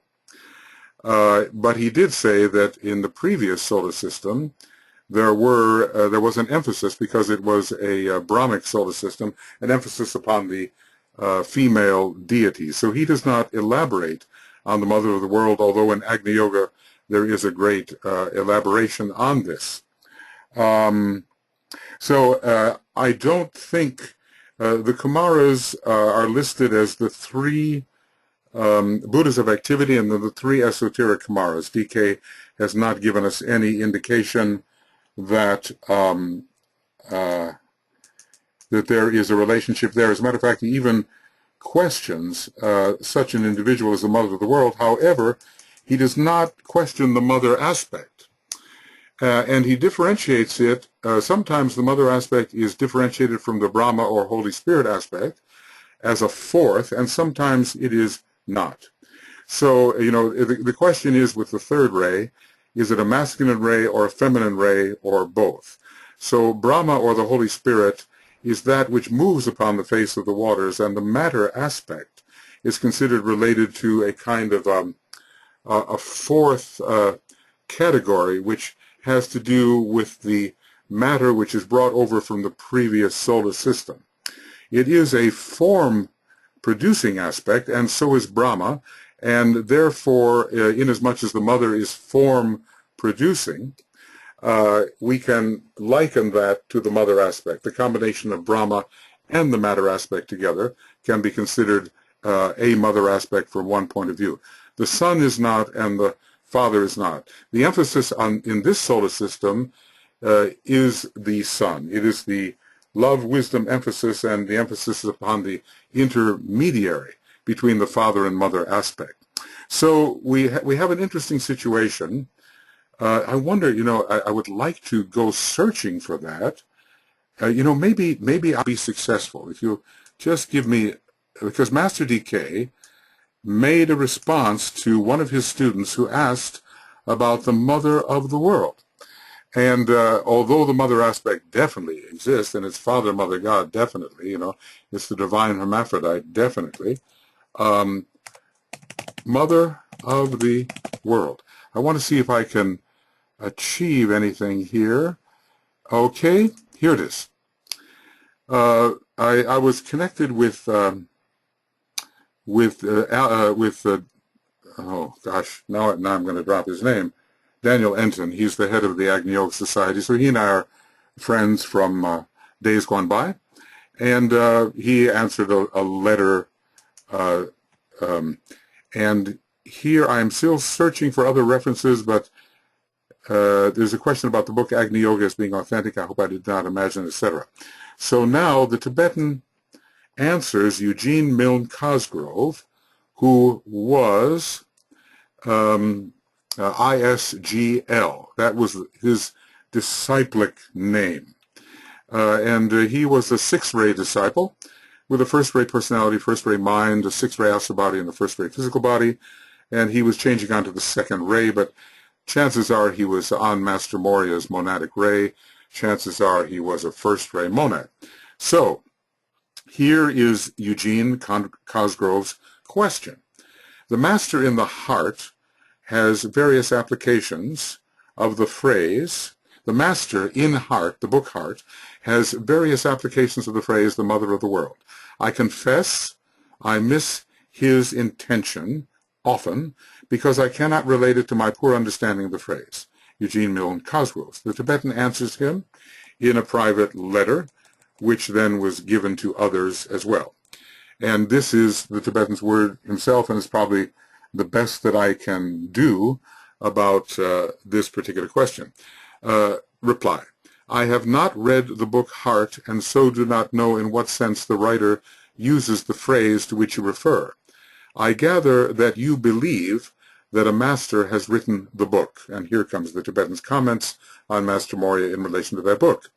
He has written parts of it, inspired some of it, and left it to the intuition of the publisher to supply the rest.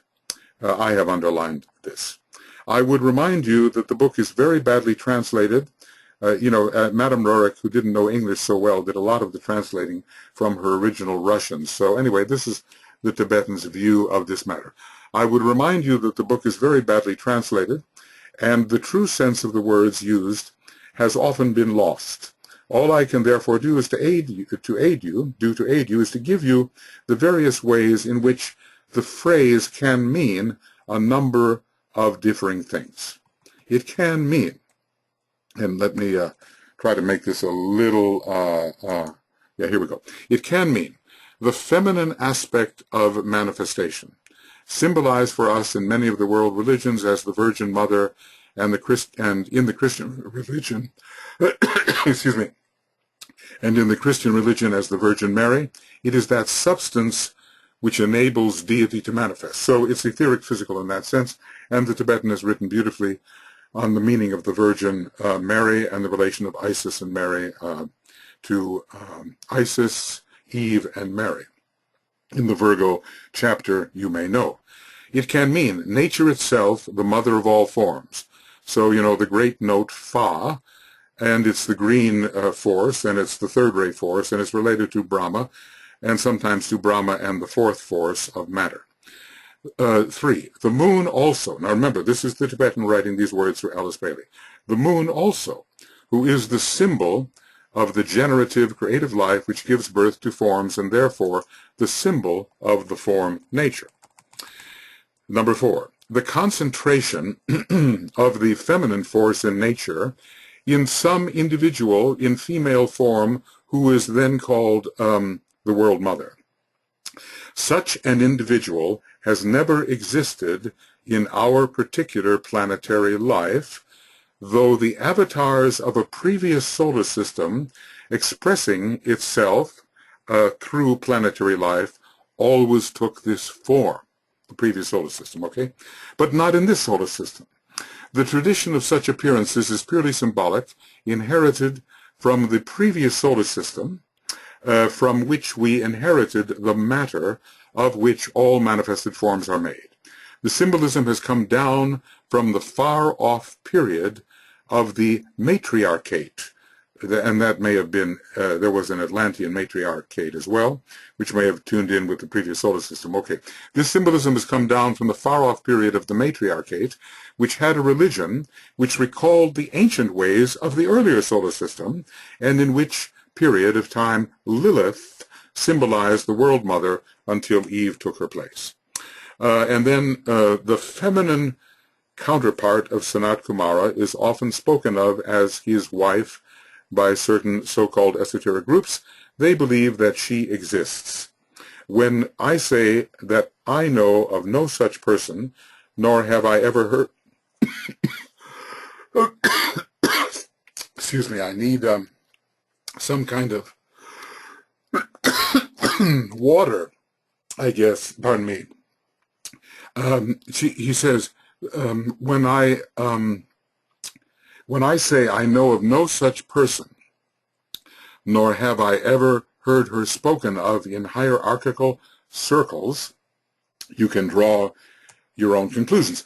That is the end of the letter written to Eugene Cosgrove by the Tibetan. Actually, in his groups, the Tibetan encouraged some of his students in the various groups of 9 or in the larger group of 24 to ask him questions. And you will find those questions in Esoteric Healing as part of the book. You will find those questions in Esoteric Psychology, Volume 1.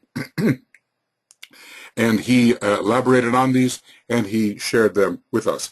This is his response to Eugene Cosgrove's question. So, you know, I can't go further and elaborate and say, should it be one of the Kumaras and so forth. He seems to say that the avatars of an earlier solar system took the feminine form, but not in this solar system. I hope that answers at least some of your question. Okay. Now, you know, if the question has 10 questions in it, obviously I can't necessarily deal with all of it because we've got to give everyone a chance, but I can come back to it possibly. Okay? Okay, Brett, is there more there?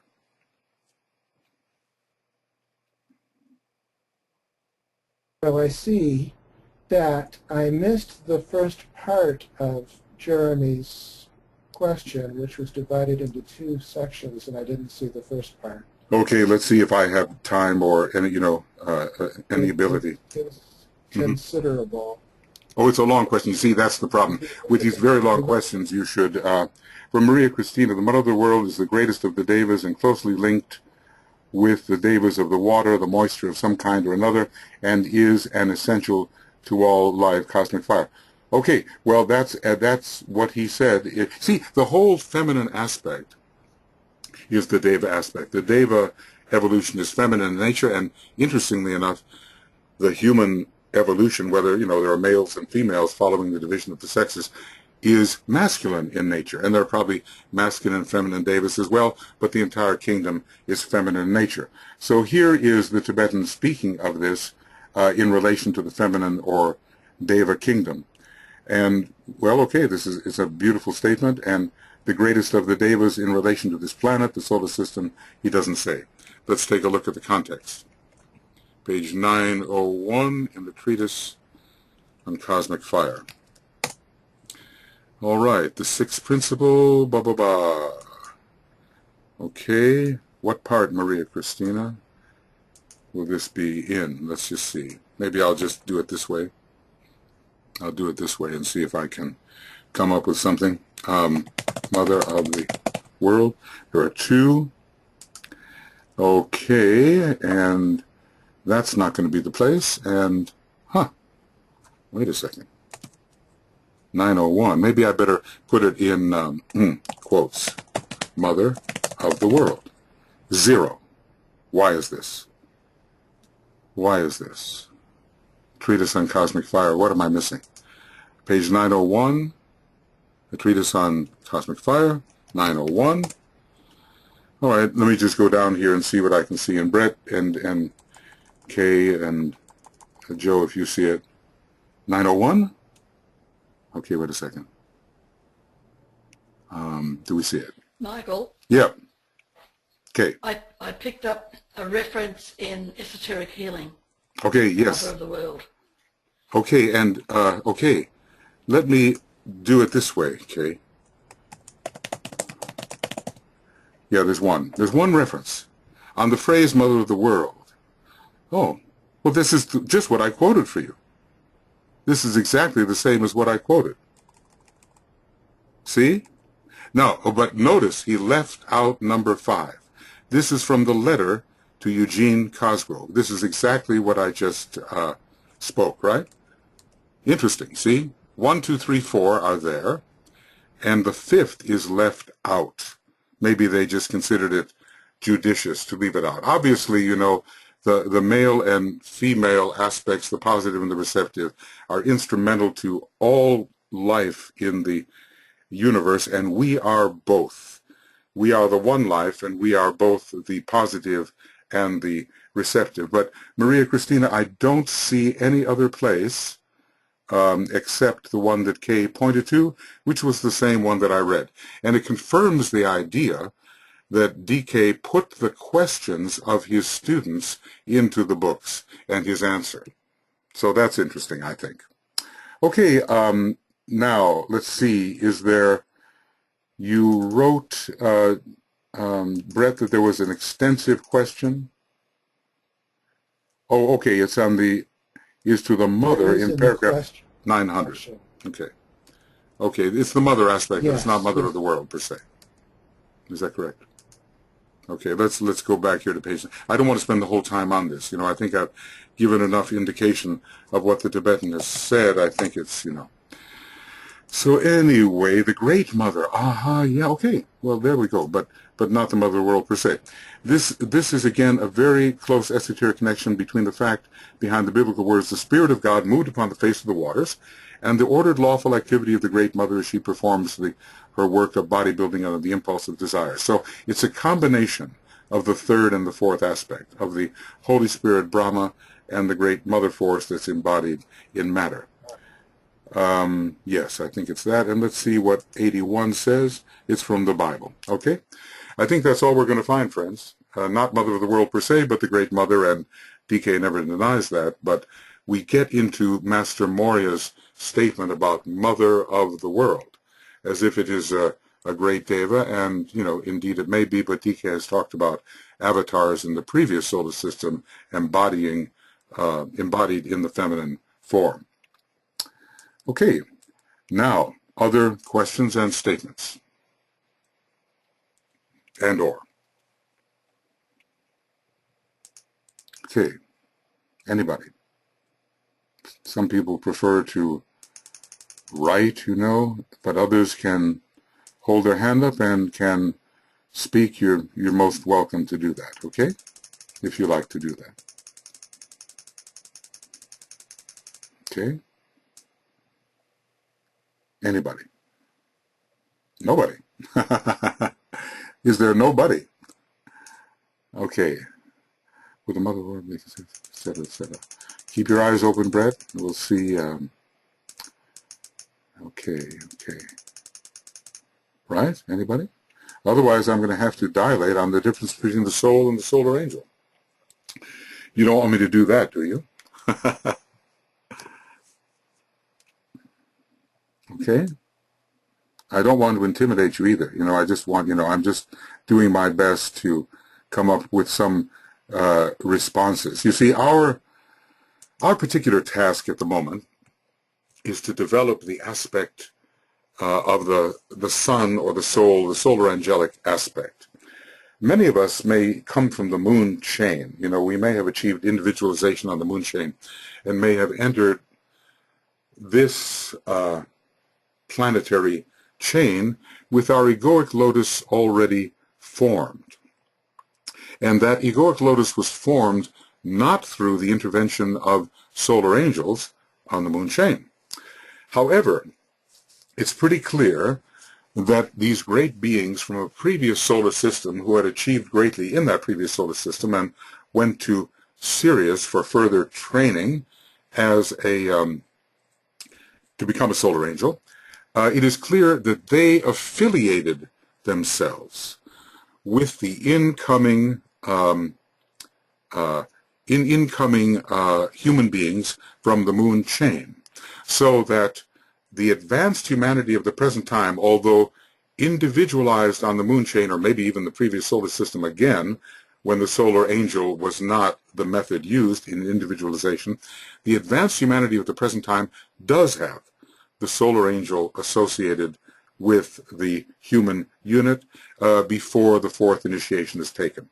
And that happened in the third subrace of the fourth root race, when those from the moon chain came in to our earth chain. That affiliation occurred, and if it had not occurred, those who entered would still be in a very retarded, held back, stayed condition.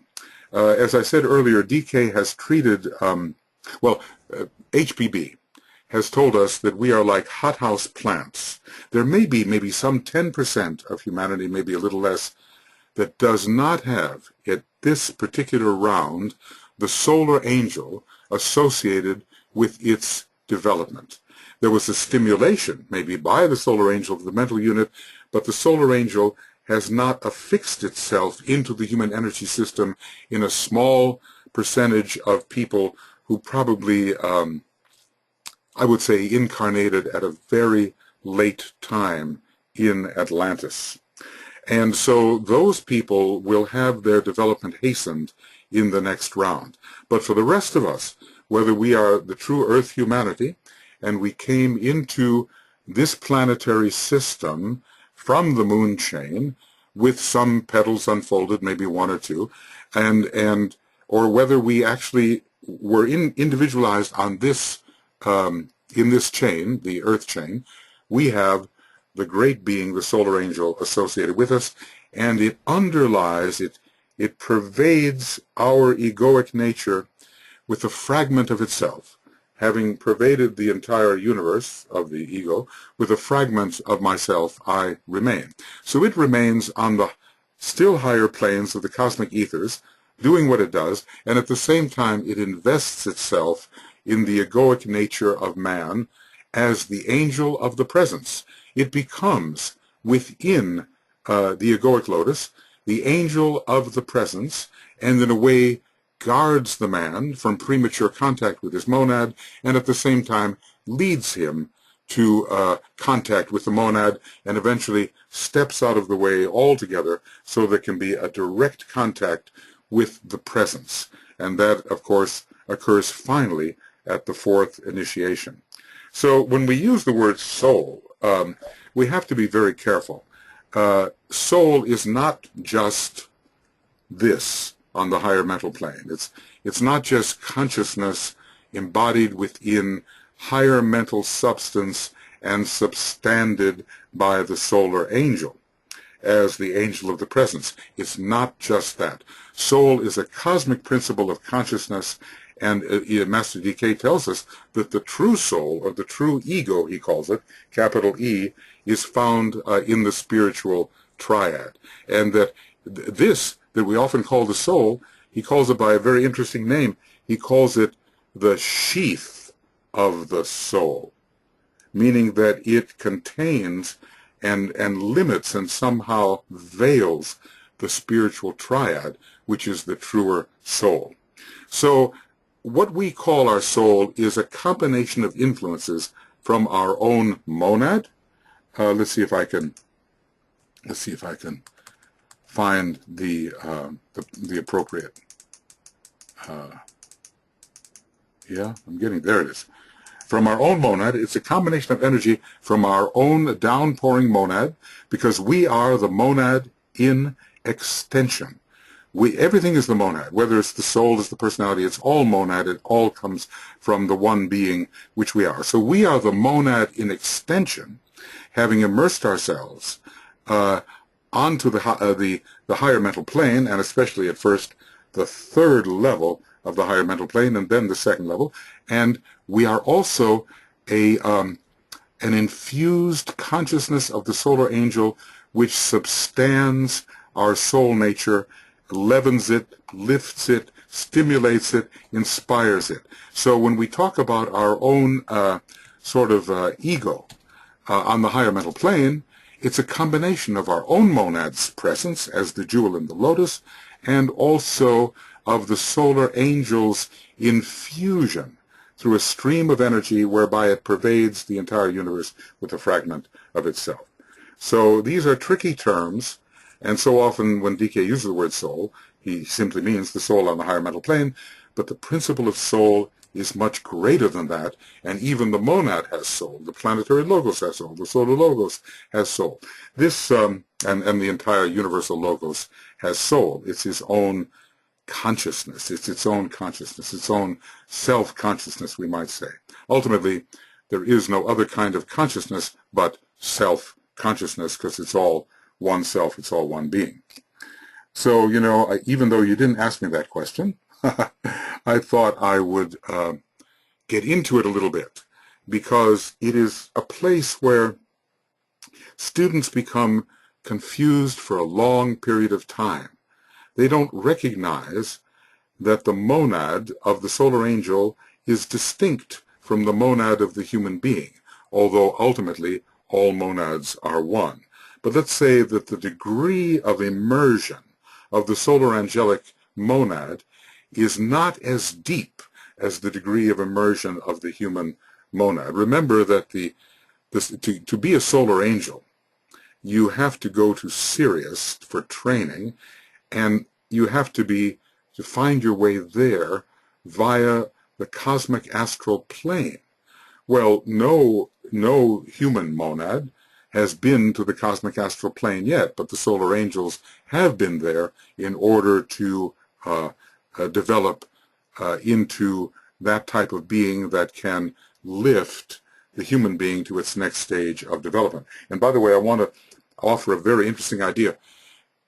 In a way, after the solar angels finish their task, they return to the heart of the sun and maybe some to the central spiritual sun, and they are later breathed out in groups, maybe groups of 49, maybe larger groups, I don't know, but at least 49, and they become planetary logoi in groups. They become one planetary logos as a united group consciousness. So it kind of tells us that if we ever think that we singly are going to become a solar logos, or we singly are going to become a planetary logos, it's a group event in which one identity is shared by a great number of units, first men and then solar angels.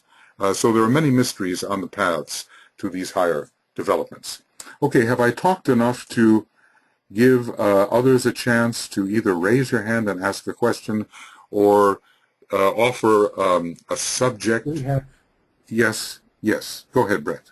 Hi, Michael. We have a couple of questions. Okay. The first one is from Jenny. Could you speak about? Excuse me. From Asha is Asha. first. Can you talk about the writing on the screen, please, about occult drying up? Occult dry. Well, okay. A couple of things come to my mind. There was text on the screen that you had it up on the screen a few moments ago. Occult drying up. I can only think of two things. One is that in the fifth ray integration process for the fifth ray soul, there comes an arid period, which is desert-like, and in which the joy life of the soul, usually based upon some sort of sentient response, becomes arid and is as if missing. And this is a very difficult period, we are told, for the person going through that integration process. I'll tell you what I would suggest. I have made some video books or video commentaries on the 7 integration techniques. And on the 5th integration technique, I talk about the period of aridity for the fifth ray souls where they no longer have the incentive, the drive, the aspiration, because they've reached a point of mental balance which seems to preclude that kind of longing for a higher life or for a lower life. And this is a kind of, in a way, a kind of drying up of the astral nature. Now, another thing that occurs to me in response to your question is there are certain types of egos who I think come from Vulcan. They only have the first petal and the third petal somewhat open. The second petal, which produces an Atlantean response or astral love, is completely shut. And so they come to our second ray soul planet to develop their astrality, interestingly enough. And they can be found among those people who are quite seemingly dry and do not have the affect highly developed. So, you know, these are sometimes seen as arid individuals between whom and yourself there's a kind of cleavage and no kind of emotional sentient rapport. One other type of drying up that comes to my mind is the in the white magical process, if we don't sound the proper mantrams to protect ourselves. Now, let's just see if we can find that particular one. It would be in a treatise on white magic, and it would be right at the beginning of it.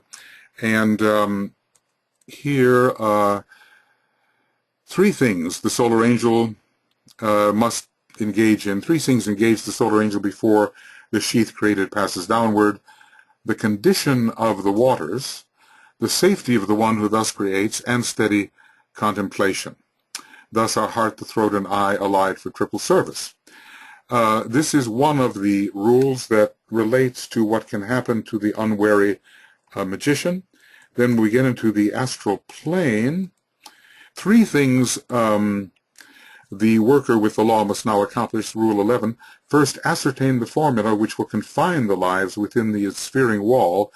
Next, pronounce the words which will tell them what to do and where to carry that which has been made. And finally, utter forth the mystic phrase which will save him from their work. And that's the work of the Agni-Surians. And it is possible, says Master DK, for the Agni-Surians to be so violent, so unconstrained, excuse me, in their response, as to draw off all the astral waters of the magician, so that again he's left with an arid condition. The ability to respond sentiently is gone because they've been drawn off magnetically by the work of the Agni-Surians, and therefore there is a gap between the mental devas that control the mental vehicle and the etheric devas, and there is an hiatus there, and the Tibetan says the will of the soul cannot get through. And so the only thing that can be done due to that condition of drawing off or aridity or parching or whatever you want to call it is to snap the thread, end the life, and start again. And that is one of the things that can happen if we don't know how to utter forth the mystic phrase which can save us from the work of the Agni-Surians, who are involved in being enlisted in the process of creating the thought form to be magically manifested. Those are the three ways, Asha, in which I can think of a cult drying up. They're all a little different, but I think, you know, there may be others, but those are the ones I can think of. Okay. That was on page, Cosmic Fire, page 900. 900, That's okay. the reference to. Okay, good. Brett, thank you for finding that. And let's just take a look at what he says, you know. He'll say it better than I can for sure. So, Cosmic Fire, and where is it, Brett? Right above the 900, I believe, is about where it starts. Oh, here it is. Oh, the mystery of the sea and the secret of its... okay. Here's another one. Here's another one, and maybe even a more important one. The astral plane does not exist, but the matter, the substance, the atomic life of the astral plane does exist. So the astral plane as we know it is a figment of our own imagination. And we create all kinds of illusory forms because we are induced by desire to create them. And they have no reality. So what happens? There comes a time when we deglamorize ourselves, we penetrate through, we dissipate the glamour, and all that is left is not the figments of our misguided imagination, but what is left is the matter, the atomic substance of the 49 subplanes of the astral plane, and these are used as a conduit for Buddhic force, for love. And they have no relation anymore to the glamorous illusions which we have created. That's another way in which all of that glamour can be dried up. You know how important the fifth ray is in overcoming glamour. We're supposed to send from the fifth ray as in the center that beam of light. Maria Christina, you know a lot about this. You work with the glamour group and so forth, we're supposed to send that beam of light to dissipate the glamour, and it's a beam from the soul, and it's a beam from the best parts of the personality. And the fifth ray under Venus is very powerful in that type of dissipation of glamour, which could be called also a drying up. Okay, so thanks for that, calling my attention to that, Brett. I think that's what maybe is even more important than the other ones that I said. Okay, Sam. We have another written question Okay. from Ginny Ross. Okay, and then we'll go to Sam. Okay, yeah. Ginny, is it? Okay, go ahead. Yes, it says, could you speak about the qualities of the Earth as the esoteric ruler of Sagittarius? Yeah, it's the glorification of the path, really. What it is the opportunity for Earth to tread the path of holiness towards its second initiation. So Earth is not yet a cosmic initiate of the second degree, but it is on the way to becoming sacred. And the effect of Sagittarius and Earth together is to induce the ability to tread the path of holiness in all earthbound types. So we are all earthbound to a certain extent, and Earth is a heavy planet in many ways because it's bearing the burden of the previous solar system, all of that unredeemed matter having to be redeemed in a secondary solar system. And under the influence of Sagittarius, the Earth within us is able to be redeemed. We are so oriented via our aspiration and the fire of aspiration that all of the heavy material, all of the dross, is somehow lifted up and sublimated. Now, the interesting thing in esoteric astrology is that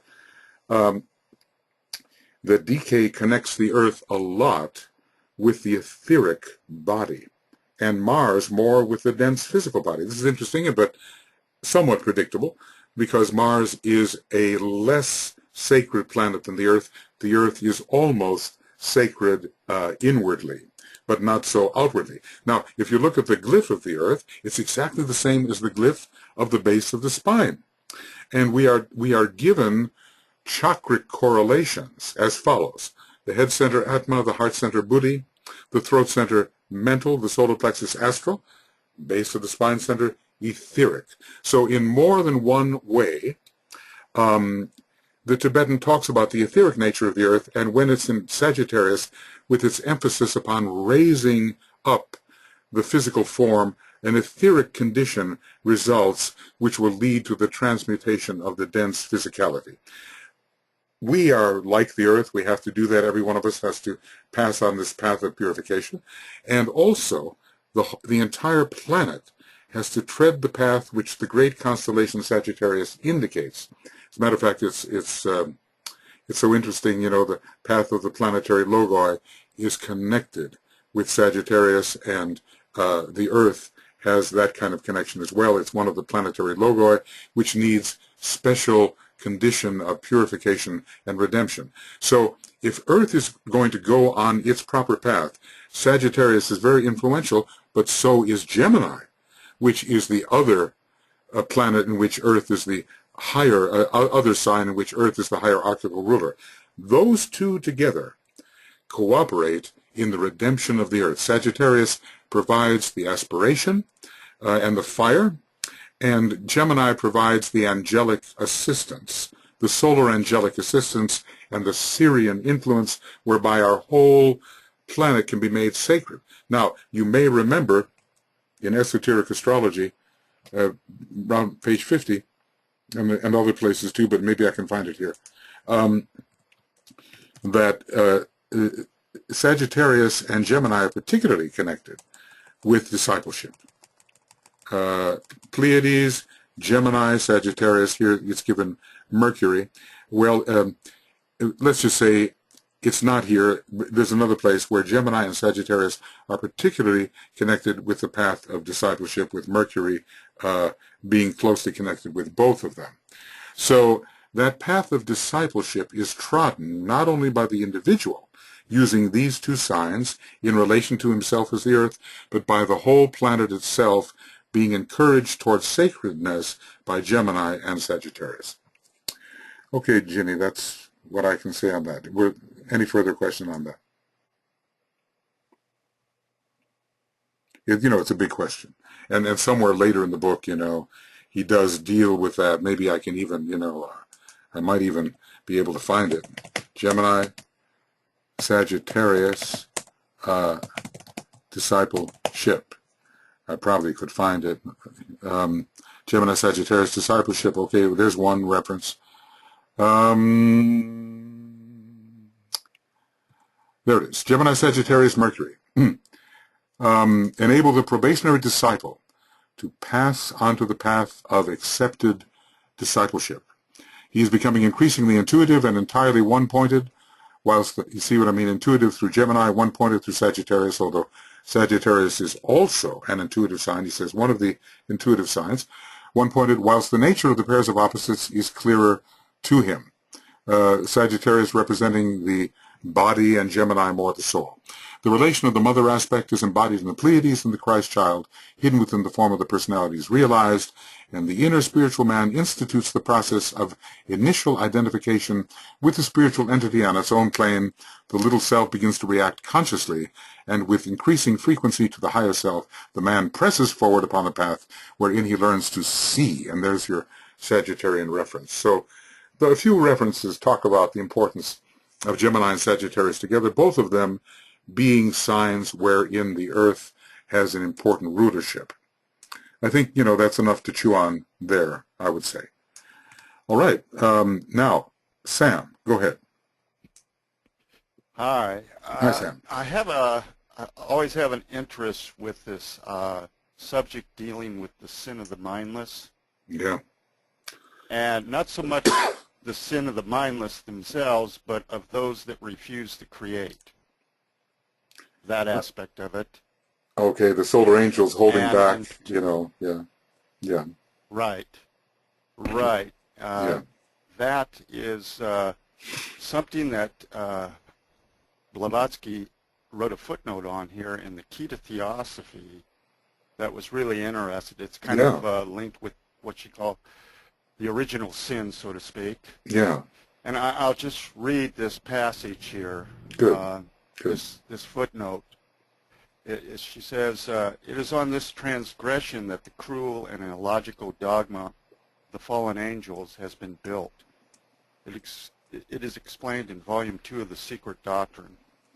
All our egos are thinking and rational entities, Manasaputras, who have lived, whether under human or other forms, in the precedent life cycle, that is the Manvantara, and whose karma it was to incarnate in the man of this one.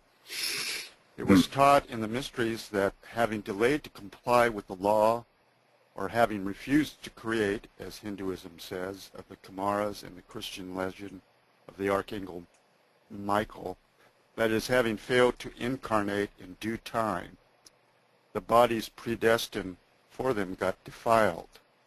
And she, references stanza 8 and 9 in the slokas of Zion in Volume 2 of The Secret Doctrine. Yeah. Hence the original sin, the senseless forms, and the punishment of the egos, and that's in capital E, that which is meant by the rebellious angels being hurled down into hell, is simply explained by these pure spirits or egos being imprisoned in bodies of unclean matter, flesh. So yes. In a way, what my question is, now I know there's a different sides of it or angles in Cosmic Fire, but it seems to me like there was some group that erred in their refusal to incarnate, thus, Delaying. resulting in the sin of the mindless. And I'm just wondering, does that have to do a lot with misalignments on cosmic levels, like the imperfect gods, as they're called, the imperfect logi, and we have that what is it, sort of a misalignment up there in the 7 Rishis? Yes, between the Great second and third star. The third star is out of alignment, and all the cosmic evil is connected with that third star. Yeah, Alioth. Yeah. Yeah. Right. And So- just, what are your thoughts about that kind of a thing? Well, I think it's huge, and it filters all the way down. But you know, what's interesting is that the Tibetan gives a slightly different perspective on that. Probably you remember that he said it was the right of those entities to refuse to enter. They had the free choice, and sometimes they were not even able to because of the electric polarity. In other words, it was repulsive. 2 positives or something like that. So he makes, I don't know, you could say an excuse for them. Sometimes there are solar angels who hesitated to enter, but there are also monads who hesitated to descend and start the individualization process. So we have more than just the solar angels. What seems to have happened is that there was a kind of individualization which occurred in certain men, but they did not have the inner light of the guiding solar angels and the perfect laws and the embodiment of the solar angels in certain massive forms as the god kings to guide them, and thus left unguided by a stronger solar angelic presence. They mated with animal types. You know, we couldn't even define what the animal types are now, which was against the divine law, but they knew no better.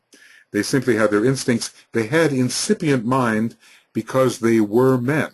They were individualized. Now, how they became individualized, was it the fanning of the spark, you know? Did the solar angels do something for them? Let's just say that the presence of the solar angels among men at that time was not as strong as it should have been in certain groups. And the anthropoid apes are the result. And we're told something very interesting, maybe you remember from the Secret Doctrine, that the anthropoid apes are actually already individualized. But they are totally trapped in those, not quite human forms. And it is the result of the mindless sin of the time, and that their opportunity will come in the next round where they will be, their progress will again become possible. But, you know, when you talk about misalignments, my gosh, it goes all the way up there from the Great Bear, the second and third star. The third star, you know, it dips down too low. If you really followed the line in terms of the proper appearance of the Dipper, the third star is too low. And there's the whole problem with Earth, a third star in the Dipper, a veiled star, is it Maya?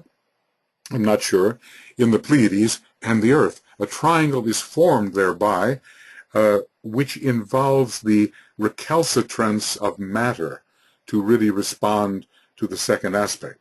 Then we have the whole problem of the rebellion in the previous solar system. Certain groups rebelled, and the advancement of the solar logos was not what it should have been, and he had a lot of inheritance of the third aspect, which is tied in, of course, with the Pleiades and all that, a lot of inheritance of the third aspect, which he has to transmute in this particular solar system. And, you know, it's a very heavy burden, and a lot of the burden is right here on Earth because we seem to be the main receivers, in a physical sense, of the untransmuted substance. Then you get into the whole problem of the contrast between the solar angels on the higher part of the mental plane, influencing that, and the lower personality elementals, which are more attuned to the previous solar system. So that whole 2-3, 2-3, 2-3 mismatch goes all the way down. And you know, I'll tell you what, you can even see in some groups of human beings the animal effect of the early sins of the mindless. There are some groups that are still carrying the stamp of that animal mixture. You know, the whole thing is, I think, a very deep subject. Its origin may be misalignments, as you suggest, but we have adopted the whole idea of original sin as if, in the theological sense, as if our whole elemental nature is inherently sinful. But that is a misapplied idea, because more and more it has become soul infused and no longer should be considered in that way. It does put up a great struggle against the soul, but it is not inherently sinful. And somehow there must be a very great guilt that came upon man in the early days when he woke up and realized what had been done, and that guilt has been passed on, I would say, all these millions of years to come up with the idea of the inherent sinfulness of man. That's all I can do with it. It's this huge treatise, really. Do you have any other ideas that you would like to put forward on that? No. It's one of those things that you get little increments of light about it, and you build on that. Yeah, absolutely. The thing of it is, we carry this very difficult elemental tendency of the previous solar system. And I'll tell you what, excuse me, I've been talking a lot because of the other program as well, and I've done a couple of programs today, so my voice may be giving out at certain points. What's going on right now on the Earth, I think, is again a battle between the 2 and the 3. And I think we have it in the very difficult situations of the people who want the elemental life, which is attuned to the previous solar system, and insist in a Martian manner upon preserving that elemental life and the predominance of the lower chakras, and those more living above the diaphragm, especially some heart center opening, who are attuned more to the theme of our second-ray soul on this planet and our second-ray solar system, and that whole drama between that which is of the sun and that which is elemental and of the moon is being worked out right now in the incipient wars that we are witnessing.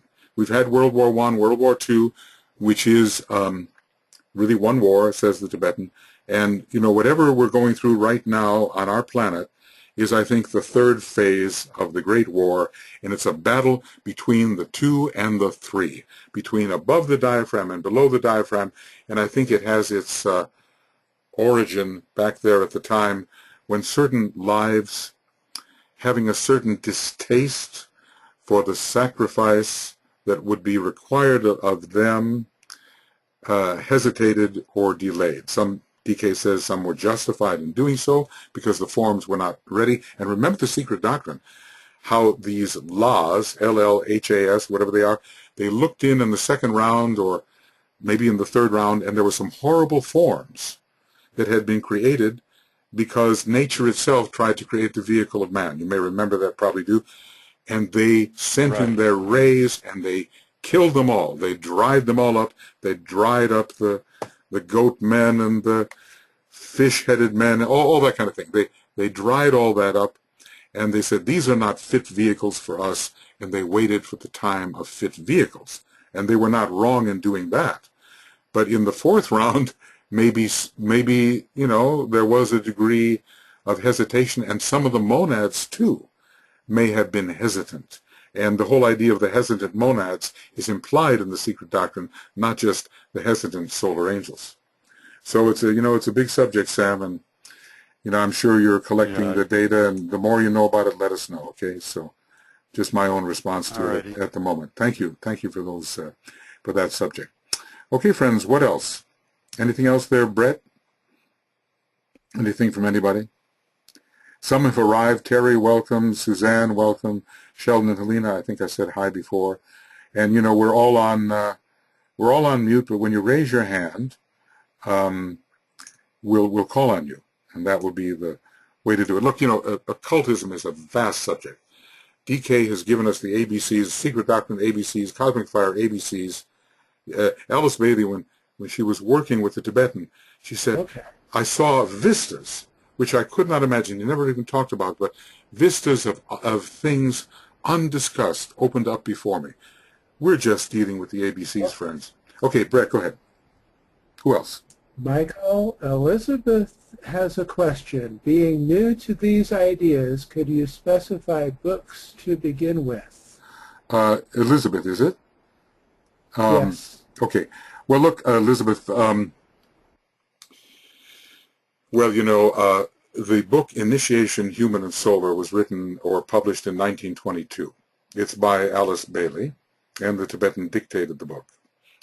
It's a great book. And the way Mary Bailey used to describe it, she was, you know, the head of the Lucis Trust for quite a long time after Foster Bailey's death. And she called this little book, it's only 200 and something pages, a mind splitter. So, you know, it kind of divides you from your old conceptions. I think it's written in very clear English. I think it's very understandable.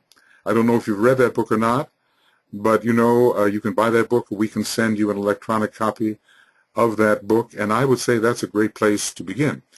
I would also say there are sections of the book Letters on Occult Meditation, which are very, very clear, maybe in the beginning. Some of the later stuff on color and sound is more difficult, but you can pick and choose through that book. It's the letters that DK wrote in the beginning on various subjects. I would also suggest, well, The Reappearance of the Christ. It's written with utter clarity, and it talks about the importance of the coming of the world teacher. I would also suggest, well, Esoteric Psychology, Volume 1. It opens up the subject of the 7 rays, and especially right around page 200. There's about 10 pages in there. Maybe I can, you know, show you what I mean. Esoteric Psychology 1, and I'd go right around page 200, and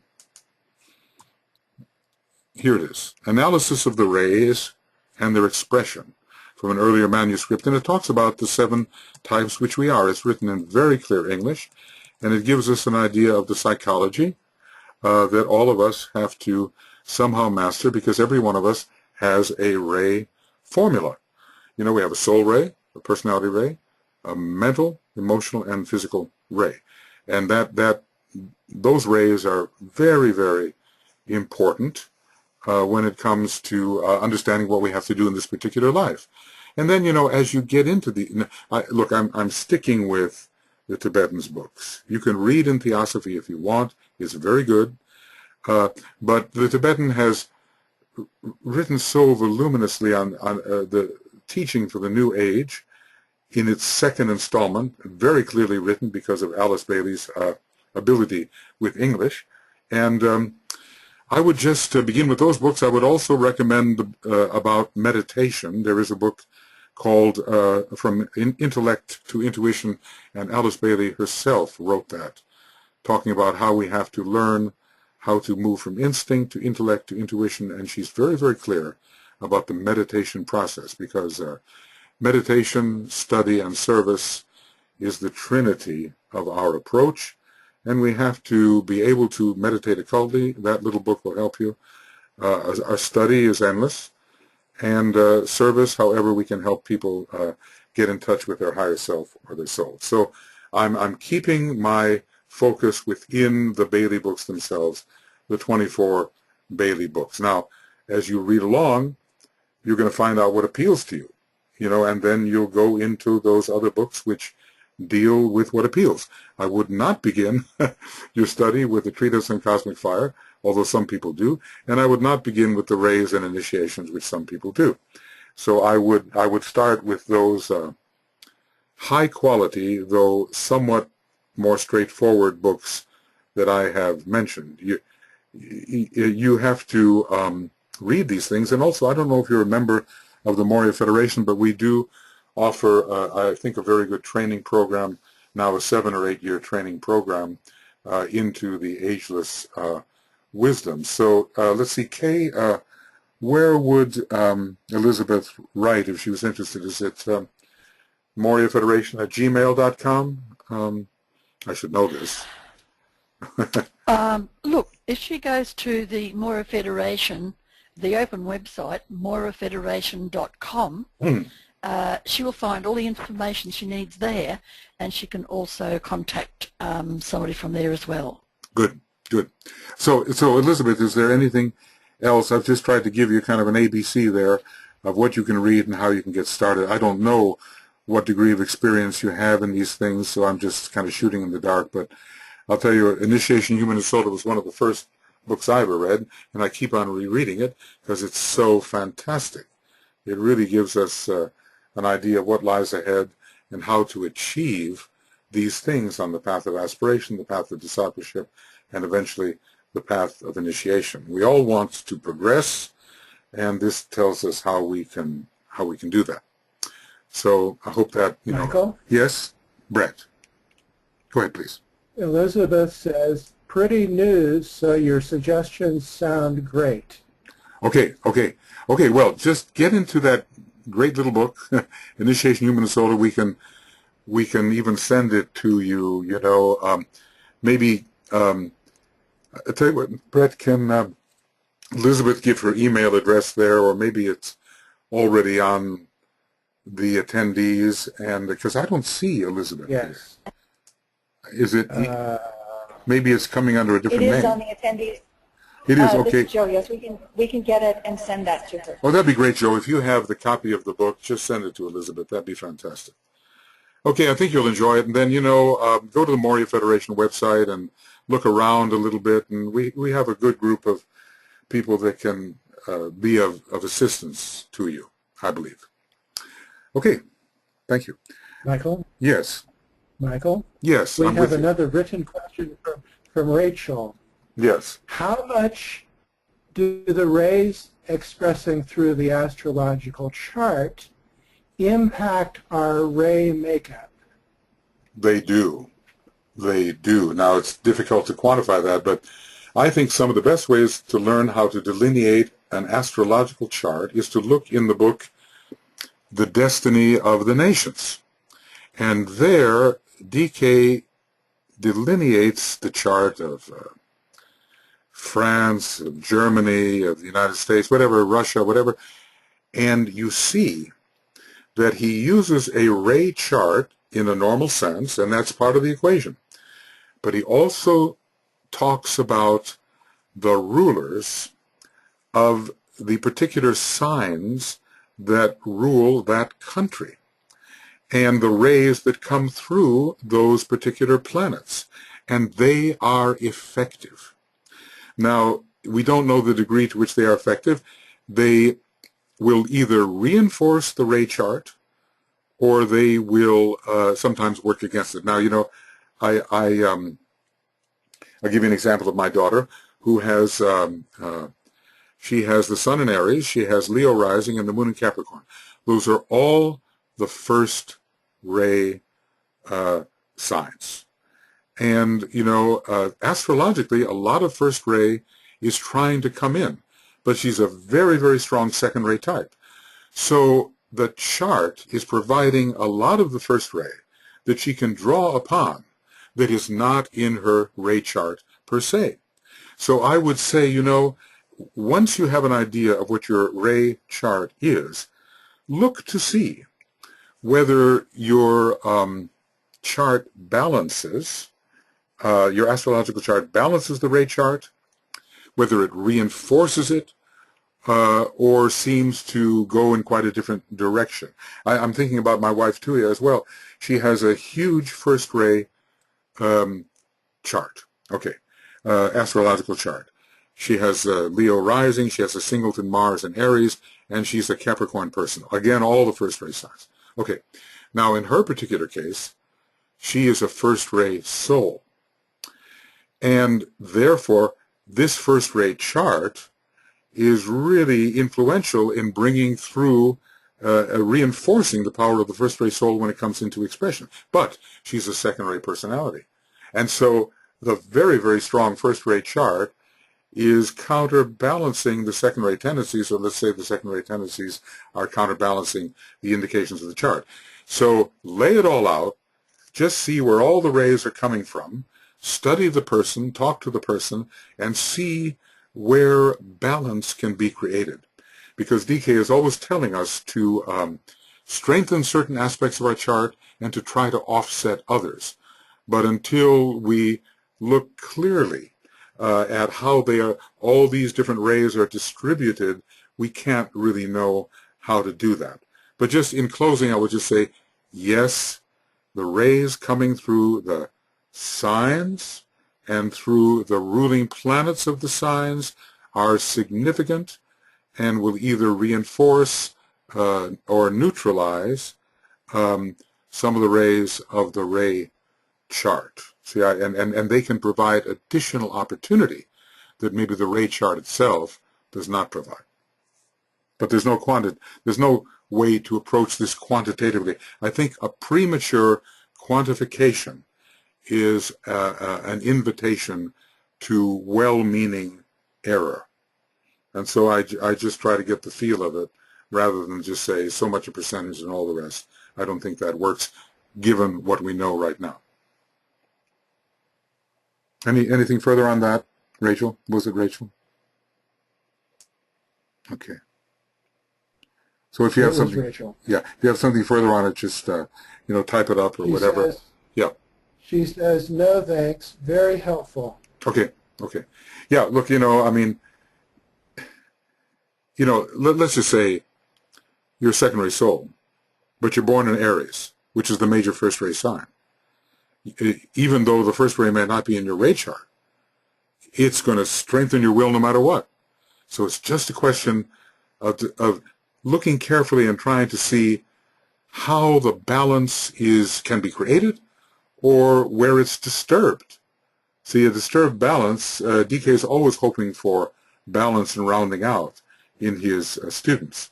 So look at those two parts, the ray chart and the rays coming through the astrological chart plus the astrological energies themselves, and try to create the best picture of a balanced integration as possible. Okay, thank you. Okay, what else, friends? It's a big subject. Ageless wisdom, big subject.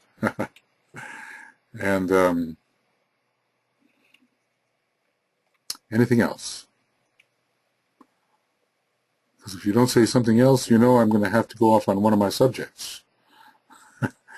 And we all know where that can lead, or do we?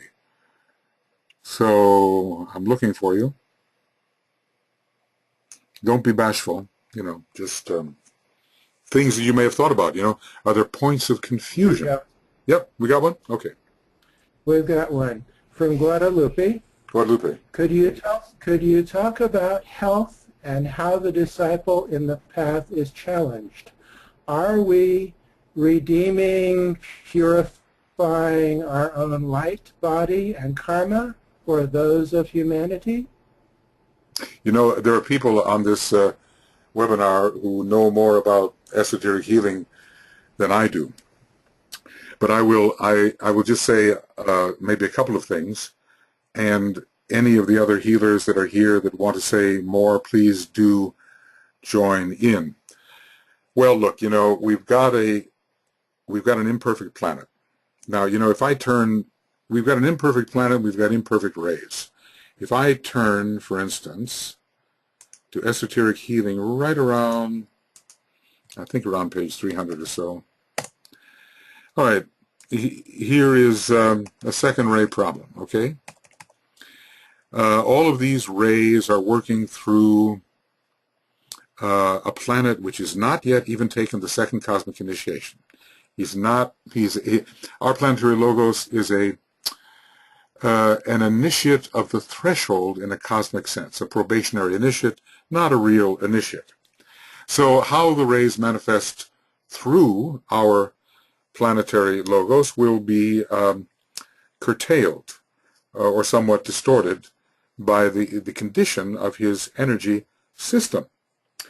So we're starting off right away with an unredeemed situation on our planet. Now, here is, let's give you an example, and go to this, Guadalupe, page 298 through page 300 or so. It's really 300 and something. It's really interesting how every one of the ray lords leads to disease when not properly balanced and not properly expressed through the proper kind of matter. Here's the second ray, for instance. A lot of us are on the second ray, so maybe some of us can recognize some of this. The Great One poured his life throughout all parts and every aspect of manifestation. From the center to the periphery, and from the periphery to the center, he rushed, carrying abundance of life, energizing all forms of himself, producing excess of movement, endless extension, abundant growth, and undue haste. Doesn't sound like the second ray we know, does it? Okay, but there it is.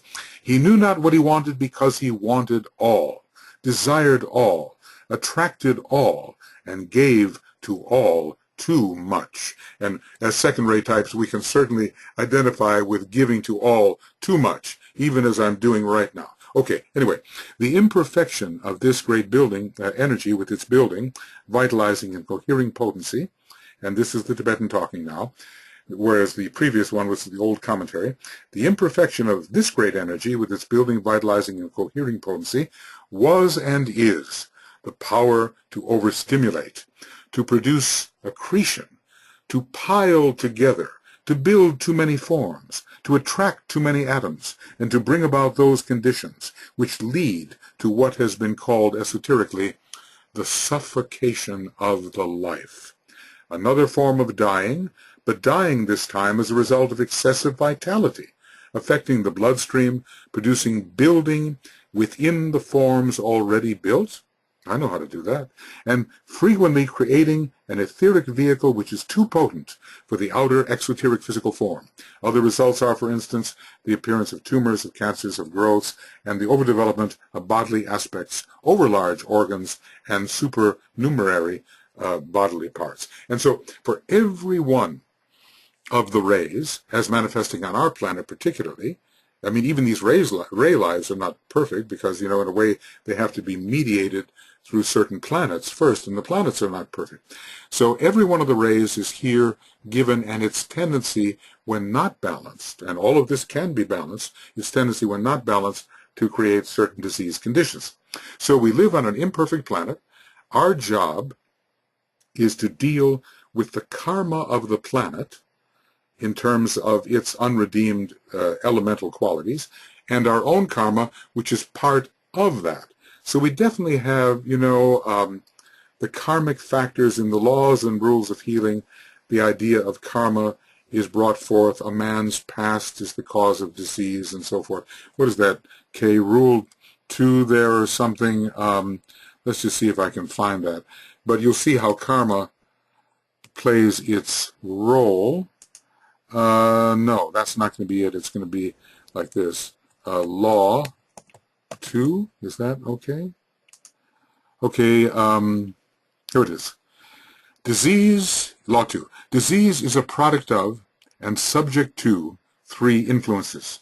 First, a man's past, wherein he pays the price of ancient error. Second, his inheritance, wherein he shares with all mankind those tainted streams of energy which are of group origin. This is very significant. And thirdly, and this is what we've just been dealing with, he shares with all the natural forms that which the Lord of life, i.e. the planetary logos, imposes on his body. These 3 influences are called the ancient law of evil sharing. This must give place someday to that new law of ancient dominating good, which lies behind all that God has made. This law must be brought into activity by the spiritual will of man. So, disease is quite a mixture of influences. And sometimes disease is healing itself, meaning that it's necessary to get certain things out of your system via the great healer Pluto. And so it all comes to the surface and it looks like disease, and it is, in a way. But it's also a great purging, a great healing, a great clearing, and getting ready of the system for more vibrant functioning without all of those obstacles in the way. So now I'm not even sure whether I answered your question or not, Guadalupe. I may have said too much and not gotten to the point, but at least that's what occurred to me when I heard your question. Is there anything further you want to question or add about that?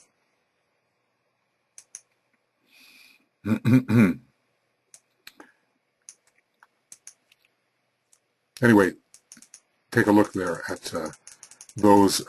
Guadalupe.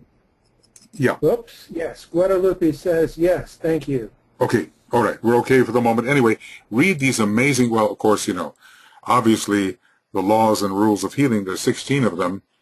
They're fantastic. And, you know, it's just a wonderful book. And people sometimes think, well, I can get away without reading esoteric healing. But there's so much in there that's all about our development and our chakras and basically foundational occultism that you can't get away without reading any of the 5 major volumes in the Treatise on the Seven Rays. They're all like one big book. You've got to read it all. It may take some years, okay, but it's the only way to wrap your mind around what DK is really trying to see. It's the major second ray treatise. Treatise on Cosmic Fire, you know, more first ray and third ray, but the Treatise on the Seven Rays, all 5 volumes, that's the second ray presentation, and maybe, you know, the most useful of all in terms of human psychology, healing, astrology, you know, education, those things that he has to convey to the human being so that the human being can improve. Okay. Thanks, Guadalupe, for your question. Other thoughts, other questions? You know, and sometimes, Brett, people have a question mark near their name. Maybe you see that too.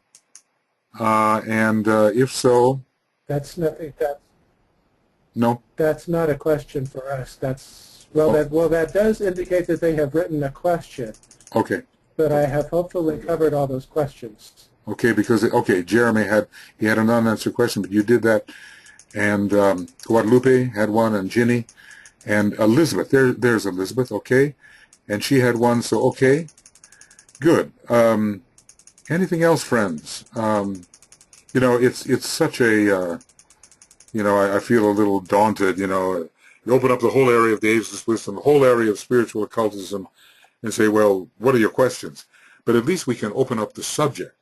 And even if we only know 30% of it or whatever, we can talk about what we understand to be so and invoke further light upon the subject. So that's the reason for these open webinars. Anybody can come, you know, you don't have to be a member of the Moria Federation.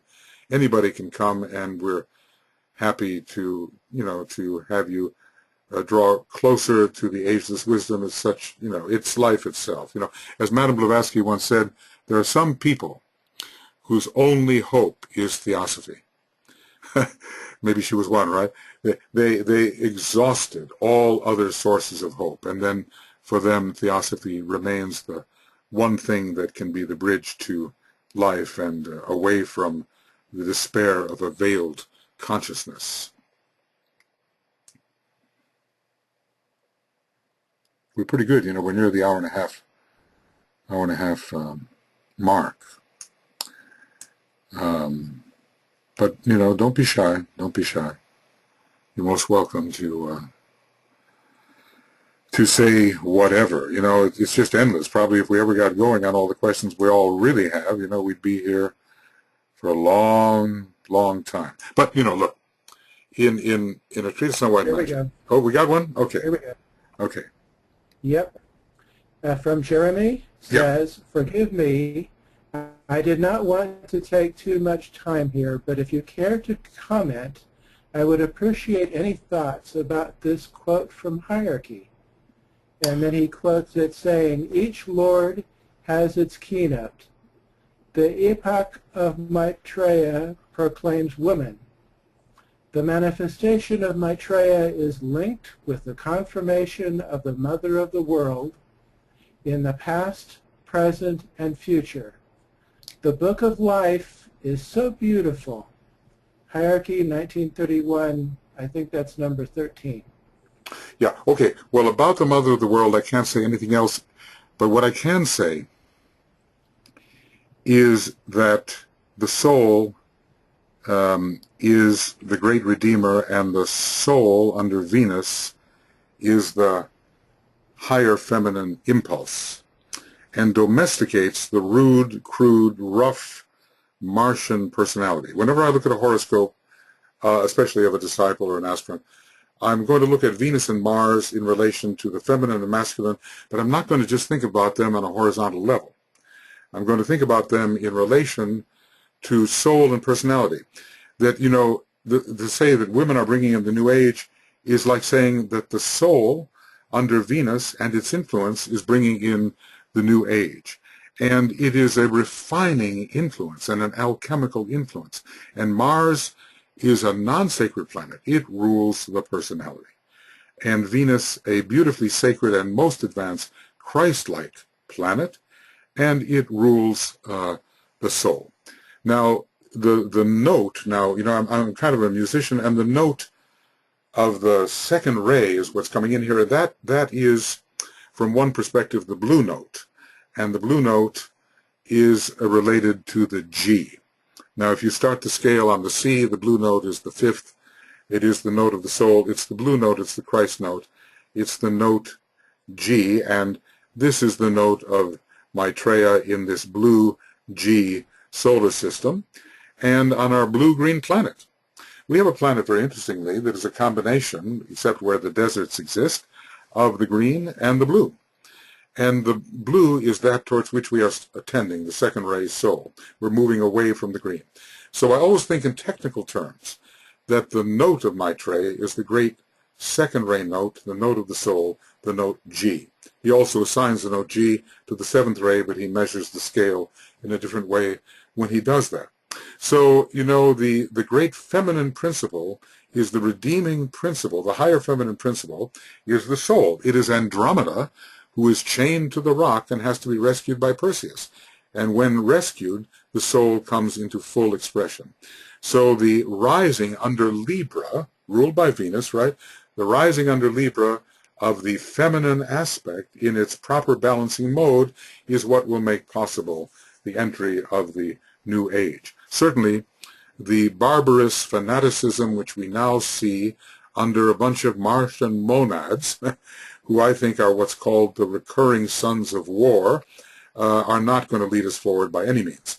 It's only via Venus and the divine feminine understood in that way, not in a personal sense, that will lead us into the beauty of the New Age and eventually into brotherly love when Venus rules the last decanate of Aquarius in the last 720 years. That will be the era of brother-sisterhood, brotherly love we call it, and it will be the era when Christ sees of the travail of his soul and is satisfied. And it will be the great feminine planet, Venus, which, even though it is a fifth-ray planet in the soul sense, is a very 2-4-6 planet in other senses.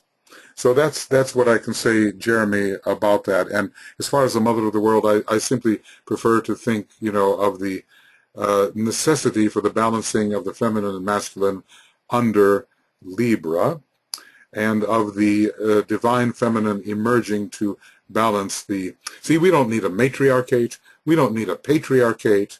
We need the balance. And Libra emerging in the planetary horoscope will give us this. We need to have the soul, which is the feminine aspect, emerge. And that's a different way of looking at the feminine, and it's very necessary. I think that's all I can say about that, Jeremy, right now. Okay. Okay. Another one? Yep. From Helen, who says, 7 Kumaras act as the 7 head-setters for the planetary logos. Can you expand and explain who they are? No. But I'll tell you what. Maybe I can. I can't expand on it, but I can tell you who they are. And I can only tell you who they are because Blavatsky offered us their names. Okay? Now look, there are extraplanetary Kumaras and intraplanetary Kumaras. So we're now talking about intraplanetary Kumaras. We're not talking about the great planetary logoi who are also Kumaras. We're talking about the Kumaras on our planet, of which there are said to be 7, 3 exoteric and 3 esoteric plus the Sanat Kumara himself. So now, I've always kind of liked this, and I hope I can find it. Okay, this is my This will be my challenge, and I will try to find it. Okay, and let's see if I can do that. Okay, no match. Oh, because I didn't spell it right. All right, here we go. The names of the 7 Kumaras. Sanaka, Sananda, Sanatana, and Sanat Kumara are the chief Vaidhatra. The exoteric 4, and notice Sanat Kumara is included, but he's both the 4 and the 1. The exoteric 4 are Sanat Kumara, Sananda, Sanaka, and Sanatana. And in other words, the Buddhas of activity, and I can't really name which names go with which Buddhas, raise 1, 2, and 3, but there they are, Sanat Kumara and the 3 Buddhas of activity. The esoteric 3 are Sana, Kapila, and Sanat Sujata. So let's just say there's some amazing stuff on the Kumaras in the Treatise on Cosmic Fire. These are beings, well, 3 of them were planetary logoi in a previous solar system, and they are somewhat sacrificial in their nature. I cannot say about the esoteric Kumaras, but what is interesting about them, all of them, is that there is a rotation, and they go from being exoteric to esoteric, so that one of the esoteric Kumaras is now coming more into manifestation, which may mean that one of the exoteric Kumaras is taking its place as an esoteric Kumara. Every one of these Kumaras has a correspondence in one of the sacred planetary logoi. Now, Sanat Kumara is not really sacred, not yet. And Sanat Kumara is also a name given to our planetary logos. And we do not know which we can imagine, whether it's the monadic ray of the sacred planet, which are effective. They are effective now. Our first ray monad of our planet is esoterically non-effective because we are a non-sacred planet. But our particular intraplanetary Kumara, Sanat Kumara, is tied in with one of the major planetary Kumaras. Now, will it be Uranus, whose planetary, whose monadic ray is the first? Or will it be Jupiter, whose soul ray is the second? Or will it be Jupiter in this solar system, the logos of Jupiter, and Uranus in the next solar system? There's a lot of mythology about the rising of the earth and in relation to Uranus, the father of the gods. So let's just say that every one of our 7 Kumaras listed here, 3 out of manifestation in a certain sense, and 3 very active in the management of the planetary life. Every one of them is connected with a planetary Kumara, either by the soul ray of that Kumara or by the monadic ray. And, you know, my sort of intuition here tells me that it's going to be the soul ray in this particular solar system and the monadic ray in the next solar system. Now, there's another place, and I'll just, you know, add a little bit to the complication, but I'll just say in Treatise on Cosmic Fire, page 873, I think I'm correct, we'll see, there are different kinds of beings. And it turns out that the Buddhas of activity are only associated with our particular globe, but that their higher correspondences are connected with chains, and still higher correspondences with schemes, with the scheme. So I would just advise reading this particular paragraph on page 873. The mystery of electricity has 3 keys, each of which is held in the hand of one of the Buddhas of activity.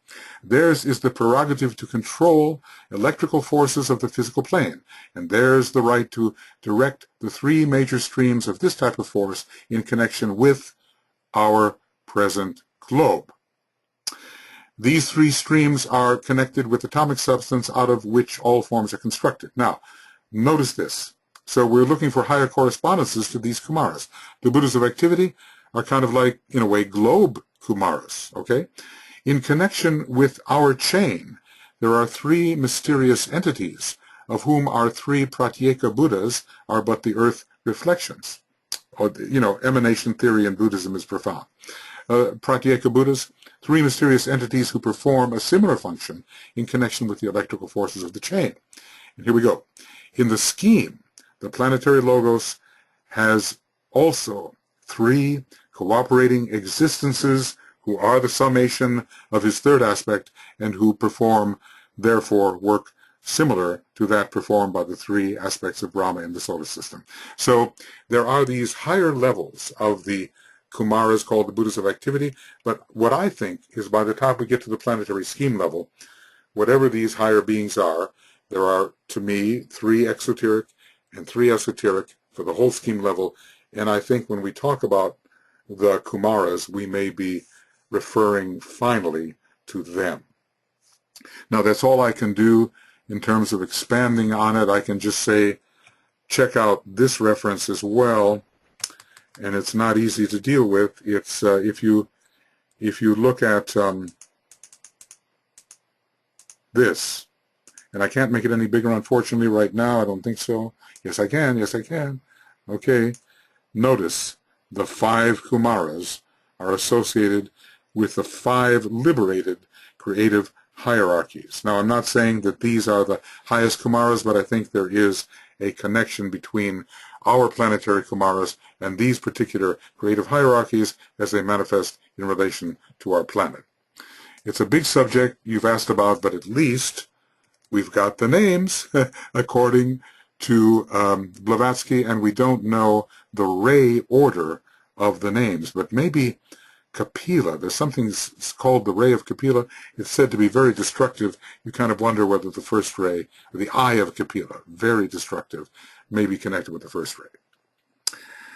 Okay, and that question was from Helen, I believe. Yeah, okay. Well, Yes. Yes. Helen says, thanks for your info. A very large subject to explore. Appreciate your intelligence. Okay, thank you, Helen. Just a drop in the bucket for all of us. You can only imagine what Master DK knows, and he considers himself the humblest of friends of the Christ. Interesting about that term, friends of the Christ, it refers to those in whom the wisdom aspect is even more developed than the love aspect, and he details that because it was one of his students who was becoming a friend of the Christ, and the wisdom aspect was emphasized, and so DK explained it. So just imagine what he knows, and yet he considers what he knows just a drop in the bucket. Well, just think about the planetary logo. I mean, it's huge what can be known. It's universal. And on one level, we already know it, but in our monadic attenuation, our monadic extension, we've forgotten all about it. So we have to regain what we already, even at this moment, completely know. So we're on our way, right? We're on our way.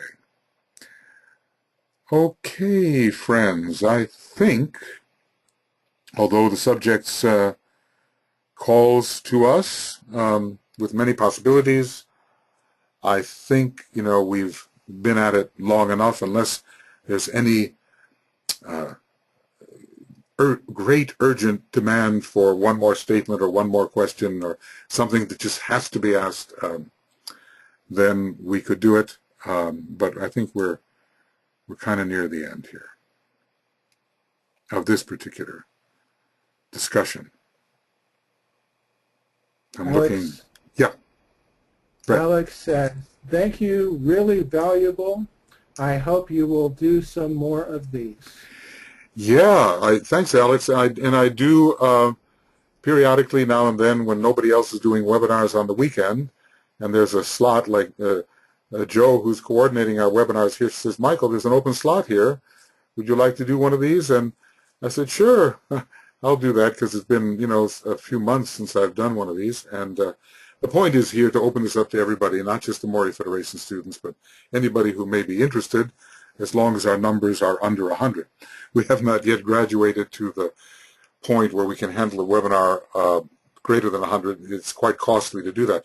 But I'll tell you what I could do.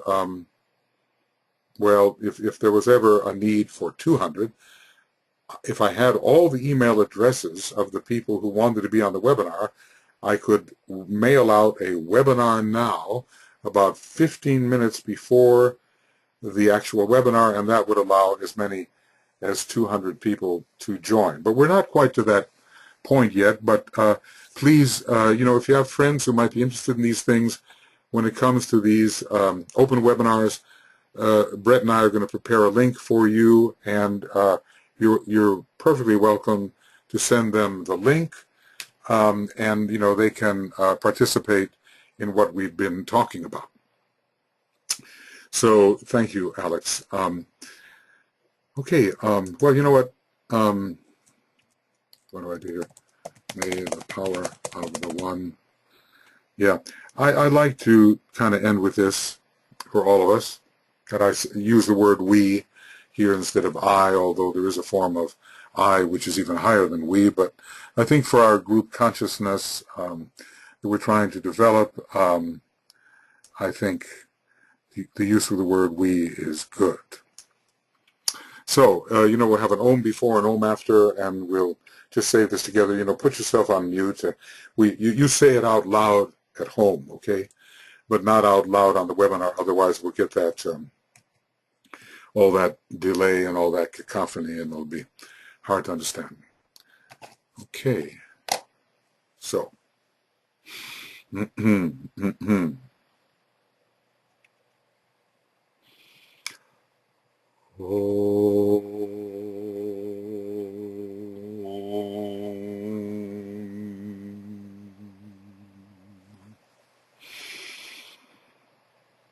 May the power of the one life pour through the group of all true servers. May the love of the one soul characterize the lives of all who seek to aid the great ones. May we fulfill our part in the one work through self-forgetfulness, harmlessness, and right speech.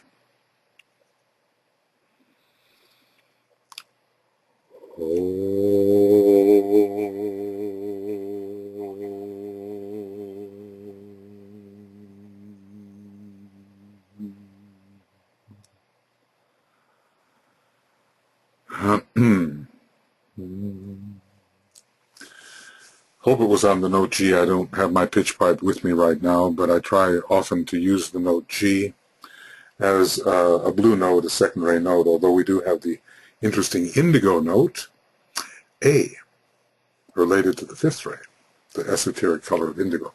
Anyway, friends, thank you all for being present, and we will get this the link out to you as soon as we can, and if there are things you want to review, then you can use the link, or please pass it on to others whom you think may benefit from it.